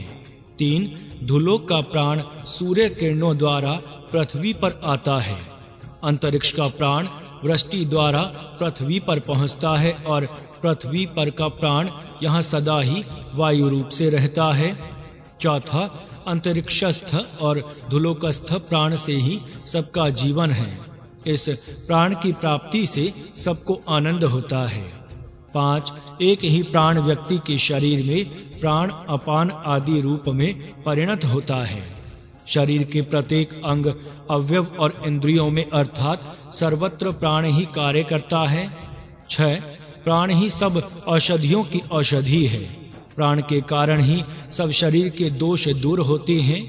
प्राण की अनुकूलता ना होने पर कोई औषध कार्य कर नहीं सकता और प्राण की अनुकूलता होने पर बिना औषध आरोग्य रह सकता है। 7 प्राण ही दीर्घ आयु देने वाला है। 8 प्राण ही सबका पिता और पालक है, सर्वत्र व्यापक है। 9 मृत्यु, रोग और बल ये सब प्राण के ही कारण होते हैं। सब इंद्रियों प्राण के साथ रहने पर ही बल प्राप्त करते हैं। श्रेष्ठ पुरुष प्राण को वश में करके केवल बल प्राप्त कर सकते हैं। सत्यनिष्ठ पुरुष प्राण की प्रसन्नता से उत्तम योग्यता प्राप्त कर सकते हैं। 10वां प्राण के साथ ही सब देवताएं, सबको प्रेरणा करने वाला प्राण ही है। 11वां धान्य में प्राण रहता है, वह भोजन के द्वारा शरीर में जाकर शरीर का बल बढ़ाता है। 12 गर्भ में भी प्राण कार्य करता है, प्राण की प्रेरणा से ही गर्भ बाहर आता है और बढ़ता है। 13 प्राण के द्वारा ही पिता के सब गुण, कर्म, स्वभाव और शक्तियां पुत्र में आती हैं। 14 प्राण ही हंस है और हृदय के मानस सरोवर में क्रीड़ा करता है। जब यह चला जाता है तब कुछ भी ज्ञान नहीं होता। 15 शरीर के 8 चक्रों में, मस्तिष्क में तथा हृदय के केंद्र में भिन्न रूप से प्राण रहता है। वह स्थूल शक्ति से सब शरीर का धारण करता है और सूक्ष्म शक्ति से आत्मा के साथ गुप्त संबंध रखता है। 16 प्राण में आलस्य और थकावट नहीं होती, भीति और संकोच नहीं होता, क्योंकि इसका ब्रह्म अथवा आत्मा के साथ संबंध है। 17 यह शरीर में रहता हुआ खड़ा रहता है, पहरा रखता है। अन्य इंद्रिय थकते, रुकते और सोते हैं, परंतु यह कभी थकता नहीं और कभी विश्राम नहीं लेता। इसका विश्राम होने पर मृत्यु हुई होती है। 18 इसीलिए सबको प्राण की स्वाधीनता प्राप्त करनी चाहिए और सबकी शक्ति से बलवान होना चाहिए। इस प्रकार इस सूक्त का भाव देखने के पश्चात वेदों में अन्यत्र प्राण विषयक जो जो उपदेश हैं उनका विचार करते हैं। ऋग्वेद में प्राण विपयक उपदेश, ऋग्वेद में प्राण विषयक निम्न मंत्र हैं, उनको देखने से ऋग्वेद का इस विषय में उपदेश ज्ञात हो सकता है। परमेश्वरीय प्राण शक्ति से इस वायु की उत्पत्ति हुई है। यह वायु हमारा पृथ्वी स्थानीय प्राण है। वायु के बिना क्षण मात्र भी जीवन रहना कठिन है। सभी प्राणी इस वायु को चाहते हैं, परंतु कोई यह ना समझे कि यह वायु ही वास्तविक प्राण है, क्योंकि परमेश्वर की प्राण शक्ति से इसकी उत्पत्ति है। यह वायु हमारे फेफड़ों के अंदर जब जाता है तब उसके साथ परमेश्वर की प्राण शक्ति हमारे अंदर जाती है और उससे हमारा जीवन होता है। यह भाव प्राणायाम के समय मन में धारण करना चाहिए। प्राण ही आयु है। इस विषय में निम्न मंत्र देखिए। प्राण ही आयु है। जब तक प्राण रहता है तब तक ही जीवन रहता है। इसीलिए जो दीर्घ आयु चाहते हैं उनको उचित है कि वे अपने प्राणों को तथा प्राण के स्थान को बलवान बनावें। प्राण का स्थान फेफड़ों में होता है। फेफड़े बलवान करने से प्राण में बल आ जाता है और उसके द्वारा दीर्घ आयु प्राप्त हो सकती है। असुनीति, राजनीति, समाज नीति, गृह नीति इन शब्दों के समान असुनीति शब्द है। राज्य चलाने का प्रकार राजनीति से व्यक्त होता है।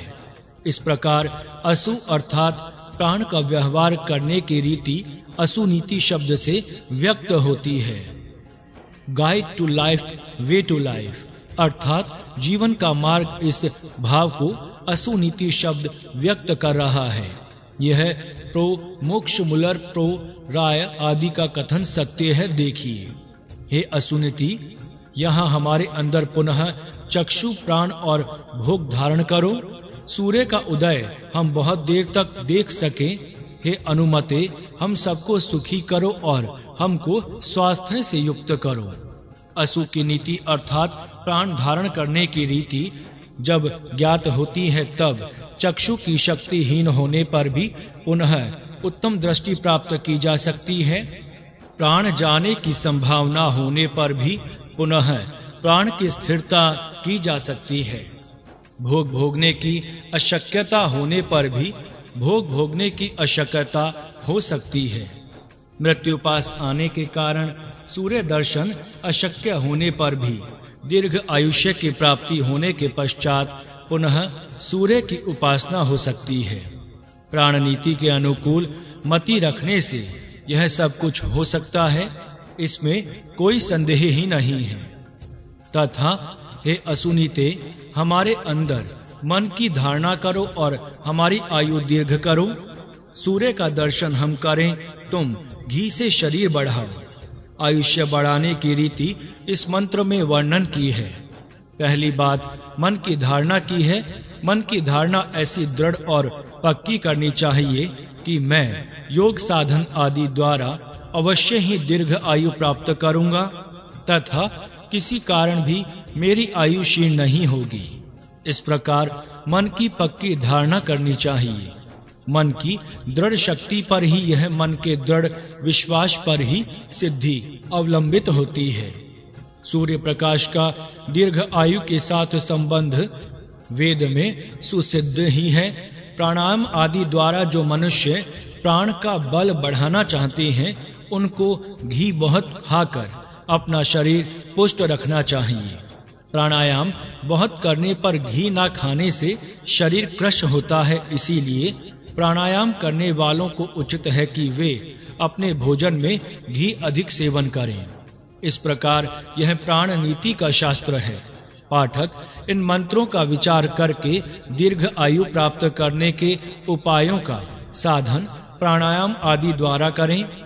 यजुर्वेद में प्राण विषयक उपदेश, प्राण का संवर्धन करने के विषय में वेद का उपदेश निम्न मंत्र में आ गया है। तेरा प्राण संवर्धित हो। प्राण की शक्ति बढ़ाने की बड़ी ही आवश्यकता है, क्योंकि प्राण की शक्ति के साथ ही सब आवश्यकों की शक्ति संबंध रखती है। इसकी सूचना निम्न मंत्र दे रहा है। आत्मा की शक्ति से प्रेरित प्राण प्रत्येक अंग में पहुंचता है। आत्मा की शक्ति से प्रेरित उदान प्रत्येक अंग में रखा है। इस प्रकार आंतरिक शक्ति का वर्णन वेद ने किया है। प्रत्येक अंग में प्राण रहता है और वहां आत्मा की प्रेरणा से कार्य करता है। इस मंत्र के उपदेश से यह सूचना मिलती है कि जिस अंग, अवयव अथवा इंद्रिय में प्राण की शक्ति न्यून होगी, वहां आत्मा की प्रबल इच्छा शक्ति द्वारा प्राण की शक्ति बढ़ाई जा सकती है। यही पूर्व सुक्तोक्त आंगिही रस विद्या है। अपने किस अंग में प्राण की न्यूनता है, इसको जानना और वहां अपनी आत्मिक इच्छा शक्ति द्वारा प्राण को पहुंचना चाहिए। यही अपना आरोग्य बढ़ाने का उपाय है। वेद में जो आंगी रस विद्या है, वह यही है। प्राण का रक्षण करने के विषय में निम्नलिखित मंत्र देखिए। मेरे प्राण अपान व्यान का संरक्षण करो। इनका संरक्षण करने से ही ये प्राण सब शरीर का संरक्षण कर सकती हैं। तथा प्राण की पवित्रता करता हूँ। प्राण की तृप्ति करो। तृप्ति और पवित्रता से ही प्राण का संरक्षण होता है। अतृप्त इंद्रिय होने से मनुष्य भोगों की ओर जाता है और पतित होता है। इस प्रकार भोगों में फंसे हुए मनुष्य अपनी प्राण की शक्ति व्यर्थ खो बैठते हैं। इसीलिए प्राण का संवर्धन करने वाले मनुष्यों को उचित है कि वे अपना जीवन पवित्रता से और नित्य तृप्त व्रति से व्यतीत करें। अपवित्रता और असंतुष्टता ये दो दोष प्राण की शक्ति घटाने वाले हैं। शक्ति घटाने वाला कोई कार्य नहीं करना चाहिए, क्योंकि नाक में प्राण शक्ति और वीर्य बढ़ाओ। प्राण शक्ति नासिका के साथ संबंध रखती है और जब यह प्राण शक्ति बलवान होती है तब वीर्य भी बढ़ता है और स्थिर होता है। वीर्य और प्राण ये दोनों शक्तियां साथ साथ रहती हैं। शरीर में वीर्य रहने से प्राण रहता है और प्राण के साथ वीर्य भी रहता है। एक दूसरे के आश्रय से रहने वाले ये शक्तियां हैं।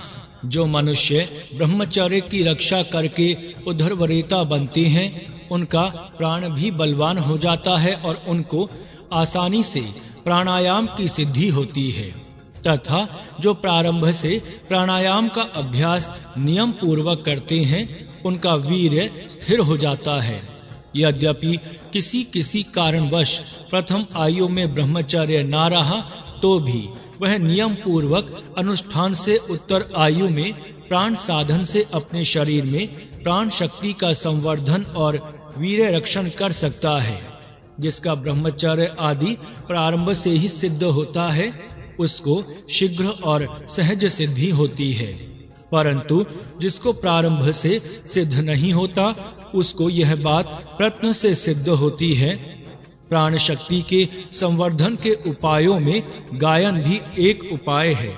गायन और प्राण शक्ति।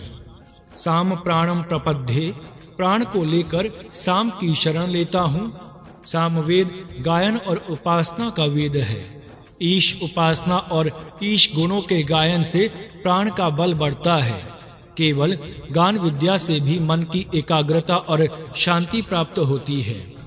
इसके लिए गायन से दीर्घ आयु और आरोग्य प्राप्त कर सकते हैं।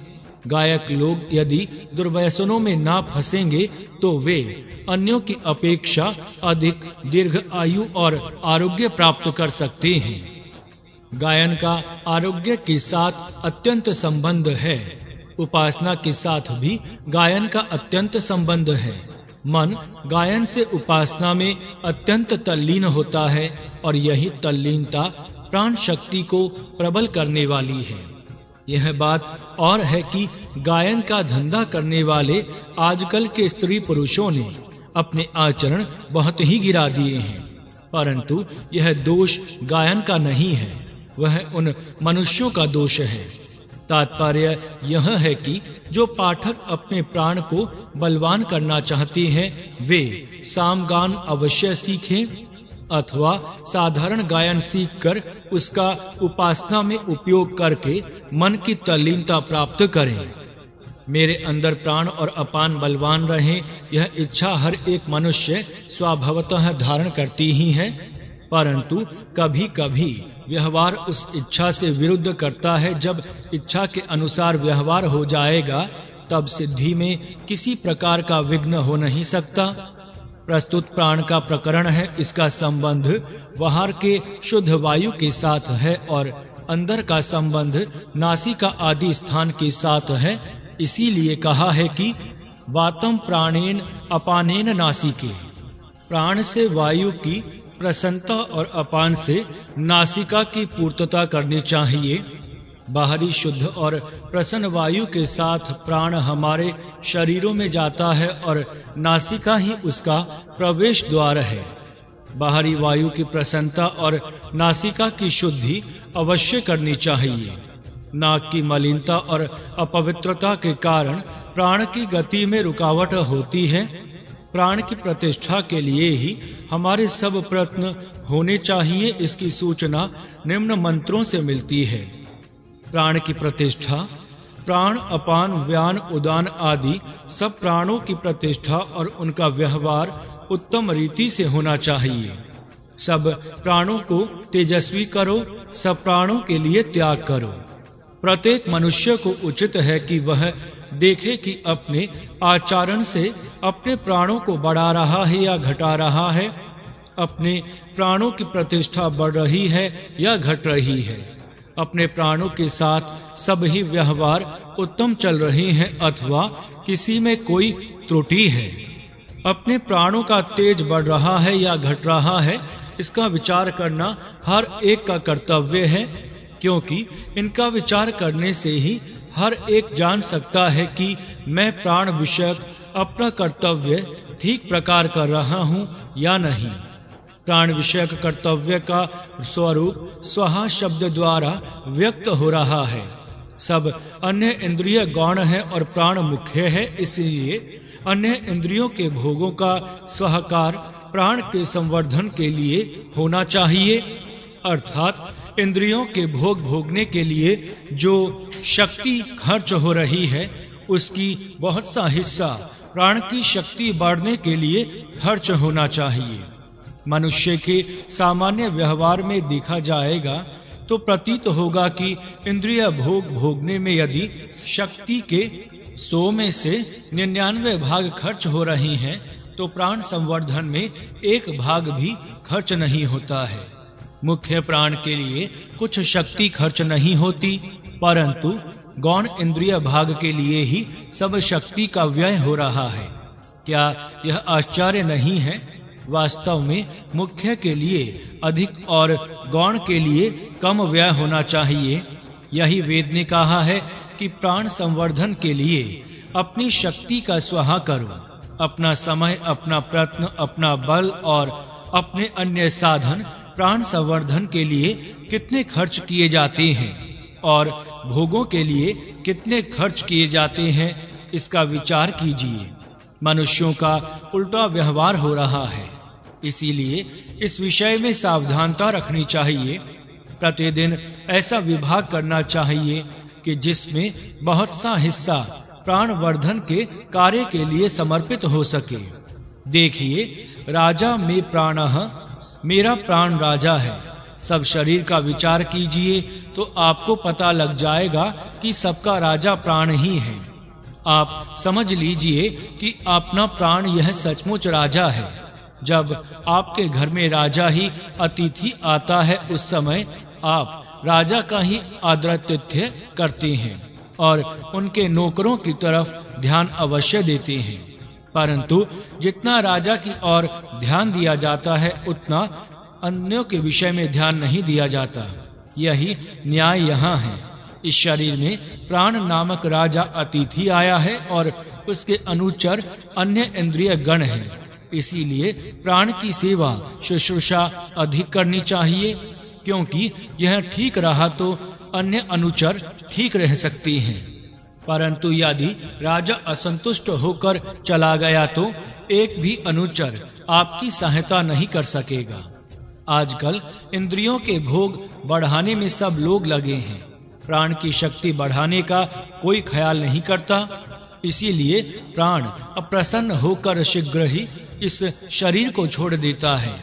जब प्राण छोड़ने लगता है, तब अन्य इंद्रिय शक्तियां भी उसके साथ इस शरीर को छोड़ देती हैं। यही अल्प आयुता का कारण है, परंतु इसका विचार बहुत ही थोड़े लोग प्रारंभ से करते हैं। तात्पर्य, इंद्रिय भोग भोगने के लिए शक्ति कम खर्च करनी चाहिए, इसका संयम ही करना चाहिए, और जो बल होगा उसको अपर्ण कर प्राण की शक्ति बढ़ाने में पराकाष्ठा करनी चाहिए। अपने प्राण की बुरे कार्यों में समर्पित करने से बड़ी ही हानि होती है। कितने दुर्व्यसन और कितने कुकर्म हैं कि जिनमें लोग अपने प्राण अर्पण करने के लिए आनंद से प्रवृत्त होते हैं। वास्तव में सत्कर्म के साथ ही अपने प्राणों को जोड़ना चाहिए। देखिए, वेद कहता है, सत्कर्म और प्राण। मेरी आयु यज्ञ से बढ़े, मेरा प्राण यज्ञ से समर्थ हो। मेरा प्राण अपान व्यान और साधारण प्राण यज्ञ द्वारा बलवान बने। मेरा प्राण यज्ञ के लिए समर्पित हो। यज्ञ का अर्थ सत्कर्म है। जिस कर्म के साथ बड़ों का सत्कार होता है, सब में विरोध हटकर एकता की वृद्धि होती है और परस्पर उपकार होता है, वह यज्ञ हुआ करता है। यज्ञ अनेक प्रकार के हैं, परंतु सूत्र रूप में सब यज्ञ का तत्व उक्त प्रकार का ही है। इसीलिए यज्ञ के साथ प्राण का संबंध आने से प्राण में बल बढ़ने लगता है। स्वार्थ तथा खुदगर्जी के कामों में लगे रहने से प्राण शक्ति का संकोच होता है और जनता के हित के व्यापक कर्म करने में प्रवृत्त होने से प्राण की शक्ति विकसित होती है। आशा है कि पाठक इस प्रकार के शुभ कर्मों में अपने आप को समर्पित करके अपने प्राणों को विशाल करेंगे। वेद में अग्नि आदि देवताओं का जहाँ वर्णन आया है, वहाँ उनका प्राण रक्षक गुण भी वर्णन किया है, क्योंकि जो देवता प्राण रक्षक होंगी उनकी ही उपासना करनी चाहिए। देखिए, प्राणदाता अग्नि, तू प्राण, अपान, व्यान, तेज और स्वातंत्र्य देने वाला है। तू मेरे प्राण, अपान, चक्षु, श्रोत्र आदि का संरक्षक है। मेरी वाणी के दोष दूर करने वाला तथा मन को शुद्ध और पवित्र करने वाला है। प्राण का सत्कर्म में प्रदान करना, प्राण का संरक्षण करना, इंद्रियों का संयम करना, वाचा के दोष दूर करने और मन की पवित्रता करना, यह कार्य सूक्ष्म रूप से उक्त मंत्र में कहा है। इतना करने से ही मनुष्य का बेड़ा पार हो सकता है। मन और वाणी की शुद्धता ना होने से जगत में कितने अनर्थ हो रहे हैं, इनकी कोई गिनती नहीं हो सकती। मन, वाणी, इंद्रिय और प्राण, इनकी स्वाधीनता प्राण करने के लिए ही सब धर्म और कर्म होते हैं। इसीलिए अपनी उन्नति चाहने वालों को इस कर्तव्य की ओर अपना ख्याल सदा रखना चाहिए। अब प्राण की विभूति बताने वाला अगला मंत्र देखिए। वह आगे भुवरलोक है, उसमें रहता है, इसीलिए प्राण को भवायान कहते हैं। वसंत प्रामायण है, भूलोक पृथ्वी है और अंतरिक्ष लोक भुवरलोक है। यह प्राण का स्थान है। इस आकाश में प्राण व्यापक है।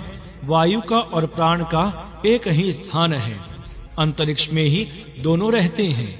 वसंत प्राण का ऋतु है, क्योंकि इस ऋतु में सब जगत में प्राण शक्ति का संचार होकर सब वृक्षों को नवजीवन प्राप्त होता है। यह प्राण का अवतार हर एक को देखना चाहिए। प्राण के संचार से जगत में कितना परिवर्तन होता है, इसका प्रत्यक्ष अनुभव यहाँ दिखाई देता है। इस ऋतु में सब वृक्ष आदि नूतन पल्लवों से सुशोभित होते हैं। फलों से युक्त होने के कारण पूर्णता को प्राप्त होते हैं। फल, फूल और पल्लव ही सब सृष्टि के नवजीवन की साक्षी देते हैं। इसी प्रकार जिनको प्राण प्रसन्न होता है, उनको भी सफलता प्राप्त होती है। जिन पर सब सृष्टि प्राण की प्रसन्नता से पुष्पवती और फलवती होती है, उसी प्रकार मनुष्य भी प्राण को वश में करने से अपने अभिष्ट में सफलता प्राप्त कर सकता है। प्राण के साथ इंद्रियों का विकास, सोने के समय अपने इंद्रिय कैसे लीन होते हैं और फिर जागृति के समय कैसे व्यक्त होते हैं, इसका विचार प्रत्येक को करना चाहिए। इसमें अपनी आत्मा और प्राण शक्ति के महत्व का पता लगता है। इसका प्रकार देखिए। मेरा मन, आयुष्य, प्राण, आत्मा, चक्षु, श्रोत्र आदि पुनः मुझे प्राप्त हुए हैं। शरीर का रक्षक, सब जनों का हितकारी आत्मा पापों से हमें सबको बचावे। सोने के समय मन आदि सब इंद्रियां लीन हो गई थीं। यद्यपि प्राण जागता था तथापि उसके कार्य का भी पता हमको नहीं था। वह सब कल के समान आज पुनः प्राप्त हुआ है। यह आत्मा की शक्ति का कितना आश्चर्यकारक प्रभाव है। यह आत्म शक्ति हमको पाप से बचावे। प्राण शक्ति के साथ इन शक्तियों का लीन होना और पुनः प्राप्त होना प्रतिदिन हो रहा है। इसका विचार करने से पुनर्जन्म का ज्ञान होता है, क्योंकि जो बात निद्रा के समय होती है वह ही वैसी ही मृत्यु के समय होती है और उसी प्रकार महाप्रलय के समय में भी होती है। नियम सर्वत्र एक ही है। प्राण के साथ अन्य इंद्रियां कैसे रहती हैं, प्राण कैसे जागता है और अन्य इंद्रियां कैसे थककर लीन होती हैं, इसका विचार करने से अपनी आत्म शक्ति का ज्ञान होता है और वह ज्ञान अपनी शक्ति का विकास करने के लिए सहायक होता है। अपने प्राण का विश्व व्यापक प्राण के साथ संबंध देखना चाहिए। इसकी सूचना निम्न मंत्र देते हैं। विश्व व्यापक प्राण, अपना प्राण विश्व व्यापक प्राण के साथ संगत हो, तेरा प्राण वायु के साथ संगत हो। तात्पर्य, अपना प्राण अलग नहीं है, वह सार्वभौमिक प्राण का एक हिस्सा है। इस दृष्टि से अपने प्राण को जानना चाहिए। सब अंतरिक्ष में प्राण का समुद्र भरा है, उसमें से थोड़ा सा प्राण मेरे अंदर आकर मेरे शरीर को जीवन दे रहा है। श्वास प्रश्वास द्वारा वह ही सार्वभौमिक प्राण अंदर जा रहा है, इत्यादि भावना मन में धारण करनी चाहिए। तात्पर्य, यह सार्वभौमिक दृष्टि सदा धारण करनी चाहिए। सबकी उन्नति से एक की उन्नति है, समष्टि की उन्नति में व्यष्टि की भलाई है, यह वैदिक सिद्धांत है। इसीलिए समष्टि की व्यापक दृष्टि प्रत्येक उपासक के अंदर उत्पन्न होनी चाहिए। वह उक्त प्रकार से हो सकती है। इस प्राण की और बातें निम्न मंत्रों में देखिए। लड़ने वाला प्राण, मेढ़े के समान लड़ने वाला, संरक्षक प्राणवायु वीर के लिए नाक में रखा है। श्वास उच्छ्वास रूप दोनों प्राणों से प्राण का अमृतमय मार्ग बना है। स्थिर स्तुतियों के द्वारा सुषुम्ना नाड़ी सब शरीर व्यापक व्यान प्राण को तथा नासिका के साथ संबंध रखने वाले अन्य प्राणों को प्रकट करती है। स्पर्धा करने वाला, शत्रु के साथ युद्ध करके उसका पराजय करने वाला मेढ़ा होता है। यही प्राण का कार्य अपने शरीर में है। सब व्याधियों और शरीर के सब शत्रुओं के साथ लड़कर शरीर का आरोग्य नित्य स्थिर रखने का बड़ा कार्य करने वाला महावीर अपने शरीर में मुख्य प्राण ही है। यह मेढ़ के समान लड़ता है, इसका अवीही अवीही है, क्योंकि यह अवन अर्थात सब शरीर का संरक्षण करता है। अवन के अन्य अर्थ भी यहाँ देखने योग्य हैं। रक्षण, गति, कांति, प्रीति, तृप्ति, ज्ञान, प्रवेश, श्रवण, स्वामित्व, प्रार्थना, कर्म, इच्छा, तेज प्राप्ति, आलिंगन, हिंसा, दान, भाग और वृद्धि, इतने अवधातु के अर्थ हैं। ये सब अर्थ प्राणवाचक अभिशब्द में है। प्राण के कार्य इन शब्दों से व्यक्त होते हैं। पाठक इन अर्थों को लेकर अपने प्राण के धर्म और कर्म जानने का यत्न करें। इतने कार्य करने वाला संरक्षण प्राण हमारी नासिका में रहा है। नासिका स्थानीय एक ही प्राण हमारे शरीर में उक्त कार्य करता है। यहाँ इसका महत्व है। यह प्राण का मार्ग अमृतमय है, अर्थात इस मार्ग में मरण नहीं है। इस मार्ग का रक्षण करने वाले दो ग्रह हैं, श्वास और उच्च श्वास। ये दो ग्रह इस मार्ग का संरक्षण कर रहे हैं। सबको स्वाधीन रखने वाले, सबका ग्रहण करने वाले ग्रह होते हैं। श्वास और उच्च श्वासों से सब शरीर का उत्तम ग्रहण हो रहा है, इसीलिए ये ग्रह हैं। इन दो ग्रहों के कार्य से प्राण का मार्ग मरण रहित हुआ है। जब तक श्वास और उच्छ्वास चलते हैं तब तक मरण होता ही नहीं। इसीलिए श्वासोच्छ्वास के अस्तित्व तक शरीर में अमृत ही रहता है। परंतु जब ये दो ग्रह दूर हो जाते हैं तब मरण आता है। इड़ा, पिंगला और सुषुम्ना ये तीन नाड़ियां शरीर में हैं। इन्हीं को क्रम से गंगा, यमुना और सरस्वती कहा जाता है। अर्थात सरस्वती सुषुम्ना है। इसमें प्राण की प्रेरक शक्ति है। स्थिर चित्त से जो उपासना करते हैं, अर्थात दृढ़ विश्वास से जो परमात्मा भक्ति करते हैं, उनके अंदर सुषुम्ना द्वारा यह प्राण विशेष प्रभाव बरतता है। तात्पर्य, उपासना के साथ ही प्राण का बल बढ़ाता है। व्यान प्राण वह है कि जो शरीर में व्यापक है और अन्य नस्य अर्थात नासिका के साथ संबंध रखने वाले प्राण हैं। इन सब प्राणों की प्रेरणा उक्त सुषुम्ना करती है। परमेश्वर भक्ति का बल इस सुषुम्ना में बढ़ता है और इसके द्वारा प्राणों का सामर्थ्य भी प्रकट होता है।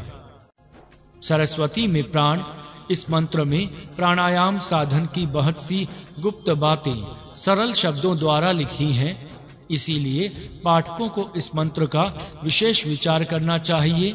इस मंत्र में जिस सरस्वती का वर्णन आ गया है, उन्हीं का वर्णन निम्न मंत्र में देखिए।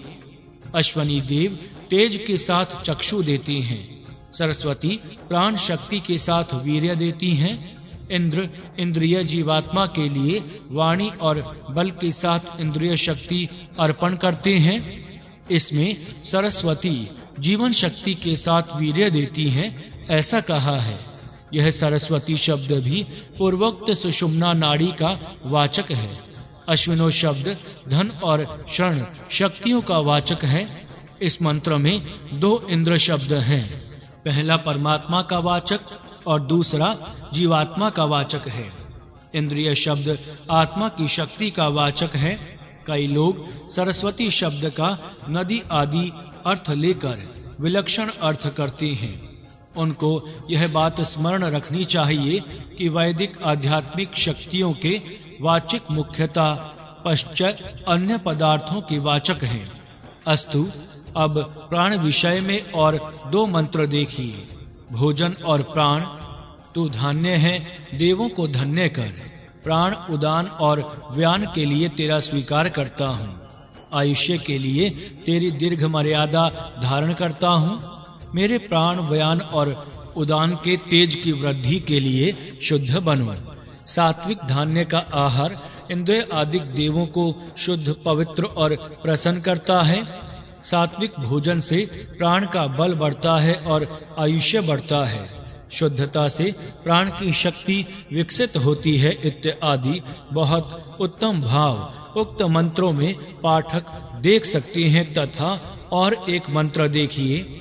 सहस्त्राक्ष अग्नि, हे सहस्त्र नेत्र वाले अग्नि, तेरे सैकड़ों प्राण, सैकड़ों उदान और सहस्त्र व्यान है। सहस्त्रों धनों पर तेरा प्रभुत्व है, इसीलिए शक्ति के लिए हम तेरी प्रशंसा करते हैं। इस मंत्र का सहस्त्राक्ष अग्नि आत्मा ही है। शतक्रतु, इंद्र, सहस्त्राक्ष आदि शब्द आत्मा वाचक ही हैं। सहस्त्र तेजों का धारण करने वाला आत्मा ही सहस्त्राक्ष अग्नि है। प्राण, उदान, व्यान आदि सब प्राण सैकड़ों प्रकार के हैं। प्राण का स्थान शरीर में निश्चित है। हृदय में प्राण है, गुदा के प्रांत में अपान है, नाभि स्थान में समान है, कंठ में उदान है और सर्व शरीर में व्यान है। प्रत्येक स्थान में छोटे मोटे अनेक अवयव हैं और प्रत्येक अवयव के सूक्ष्म भेद सहस्त्रों हैं। प्रत्येक स्थान में और सूक्ष्म से सूक्ष्म भेद में उस प्राण की अवस्थिति है। तात्पर्य, प्रत्येक के प्राण के सैकड़ों और सहस्त्रों भेद हो सकते हैं। इस प्रकार यह प्राण शक्ति का विस्तार हजारों रूपों से सब शरीर भर सूक्ष्म से सूक्ष्म में हुआ है। यही कारण कि प्राण शक्ति वश होने के कारण सब अंग प्रत्यंग अपने अधीन हो जाते हैं और प्राण शक्ति के वश होने से सब शरीर की निरोगता भी सिद्ध हो सकती है। इस प्रकार यजुर्वेद का प्राण विषयक उपदेश है। यजुर्वेद का उपदेश किया प्रधान होता है, इसीलिए पाठक इस उपदेश की और अनुष्ठान की दृष्टि से देखें और इस उपदेश को अपने आचरण में ढालने का यत्न करें। सामवेद उपासनात्मक होने से प्राण के साथ उसका घनिष्ठ संबंध है। कई उसको उक्त कारण से प्राण वेद भी समझते हैं। उपासना द्वारा जो प्राण का बल बढ़ता है, उतना ही सहायक सामवेद से इस विषय में होती है। अन्य बातों का उपदेश करना अन्य वेदों का ही कार्य है। इसीलिए यहाँ इतना ही लिखते हैं कि जो परमात्मा उपासना का विषय है, उसको प्राण शक्ति का विकास करने के लिए पाठक अत्यंत आवश्यक समझें और अनुष्ठान करने से उसको किया करें। अब अथर्ववेद का प्राण विषयक उपदेश देखते हैं। अथर्ववेद का प्राण विषयक उपदेश। प्राण अपान मुझे मृत्यु से बचावे, प्राण अपान इसको ना छोड़े। इन मंत्रों में प्राण की शक्ति का स्वरूप बताया गया है। प्राण की सहायता से मृत्यु से संरक्षण होता है। प्राण वश में आ जाएगा तो मृत्यु का भय नहीं रहता। मृत्यु का भय हटाने के लिए प्राण की प्रसन्नता करनी चाहिए। देखिए, हे प्राण, हमारे प्राण का रक्षण कर। हे जीवन, हमारे जीवन को सुखमय कर। हे अनियम के पाशों से हमें बचा। अपनी प्राण शक्ति का संरक्षण करना चाहिए। अपने जीवन को मंगलमय बनाना चाहिए। नित्रति के जालों से बचाना चाहिए। रीति का अर्थ प्रगति, उन्नति, सन्मार्ग, उत्कर्ष, अभ्युदय, योग्यता, सत्य, सीधा मार्ग, संरक्षण, पवित्रता इतना है। अर्थात नित्रति का अर्थ अवनति, कुमार्ग, अपकर्ष, अयोग्य रीति, असन मार्ग, टेढ़ी चाल, घात पात की रीति, अपवित्रता यह होता है। नित्रति के साथ जाने वाला निस्संदेह अधोगति को चला जाता है। इसीलिए इस टेढ़े मार्ग के भ्रम जाल से बचने की सूचना उक्त मंत्र में दी गई है। हर एक मनुष्य जो उन्नति चाहता है, सावधान रहता हुआ अपने आप को इस अधोगति के मार्ग से बचावे। नित्रति के जाल प्रारंभ में बड़े सुंदर दिखाई देते हैं, परंतु जो उनमें एक बार फंसता है, उनको उठना बड़ा मुश्किल प्रतीत होता है।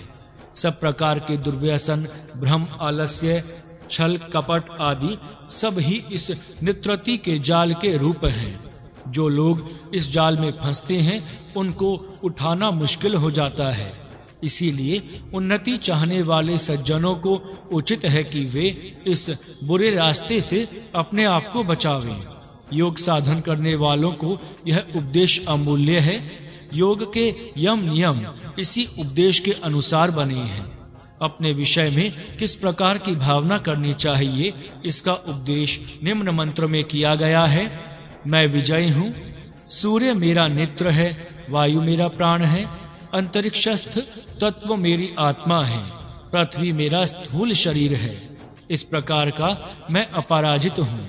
मैं अपने आप को धू और पृथ्वी लोक के अंतर्गत जो कुछ है, उस सबके संरक्षण के लिए अर्पण करता हूँ। आत्मशक्ति का विकास करने के लिए, समष्टि की भलाई के लिए अपने आप को समर्पित करना चाहिए और अपनी आंतरिक शक्तियों के साथ बाहरी देवताओं का संबंध देखना चाहिए।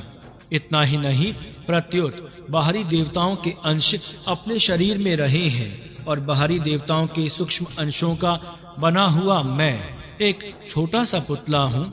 ऐसी भावना धारणा करके अपने आप को देवताओं का अंशरूप तथा अपने शरीर को देवताओं का संघ अथवा मंदिर समझना चाहिए। योग साधन में यही भावना मुख्य है।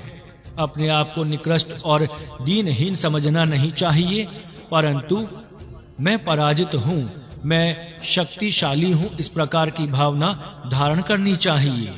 देखिए, वेद का कैसा उपदेश है और साधारण लोग क्या समझ रहे हैं।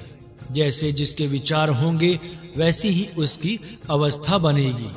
इसीलिए अपने विषय में कदापि तुच्छ बुद्धि धारण करना उचित नहीं है। प्राणायाम करने वाले सज्जन को तो अत्यंत आवश्यक है कि अपने शरीर को देवताओं का मंदिर, ऋषियों का आश्रम समझें और अपने आप को उसका अधिष्ठाता तथा परमात्मा का सहचारी समझें। अपनी भावना जैसी दृढ़ होगी, वैसा ही अनुभव आ सकता है। वेद में पंचमुखी महादेव, प्राण, अपान, व्यान, उदान आदि नाम आए हैं। उपप्राणों के नाम वेद में दिखाई नहीं देते। किसी अन्य रूप से होंगे तो पता नहीं। यदि किसी विद्वान को इस विषय में ज्ञान हो तो उसको प्रकाशित करना चाहिए। पंच प्राण ही पंचमुखी रुद्र हैं। रुद्र के जितने नाम हैं, वे सब प्राणवाचक ही हैं। महादेव, शंभु आदि सब रुद्र के नाम प्राणवाचक हैं। महादेव के 5 मुख जो पुराणों में हैं, उनका इस प्रकार मूल विचार है। महादेव मृत्युंजय कैसे हैं, इसका यहाँ निर्णय होता है। शतपथ में 11 रुद्रों का वर्णन है। कौन से रुद्र हैं? पुरुष में 10 प्राण हैं और 11वां आत्मा है। ये 11 रुद्र हैं, अर्थात प्राण ही रुद्र है और इसीलिए भव, शर्व, पशुपति आदि देवता के सब सूक्त अपने अनेक अर्थों में प्राणवाचक एक अर्थ भी व्यक्त करते हैं। पशुपति शब्द प्राणवाचक मानने पर पशु शब्द का अर्थ इंद्रिय ऐसा ही होगा। इंद्रियों का घोड़े, गौवें, पशु आदि अनेक प्रकार से वर्णन किया ही है। इस रीति से वेद में अनेक स्थान में प्राण की उपासना दिखाई देगी।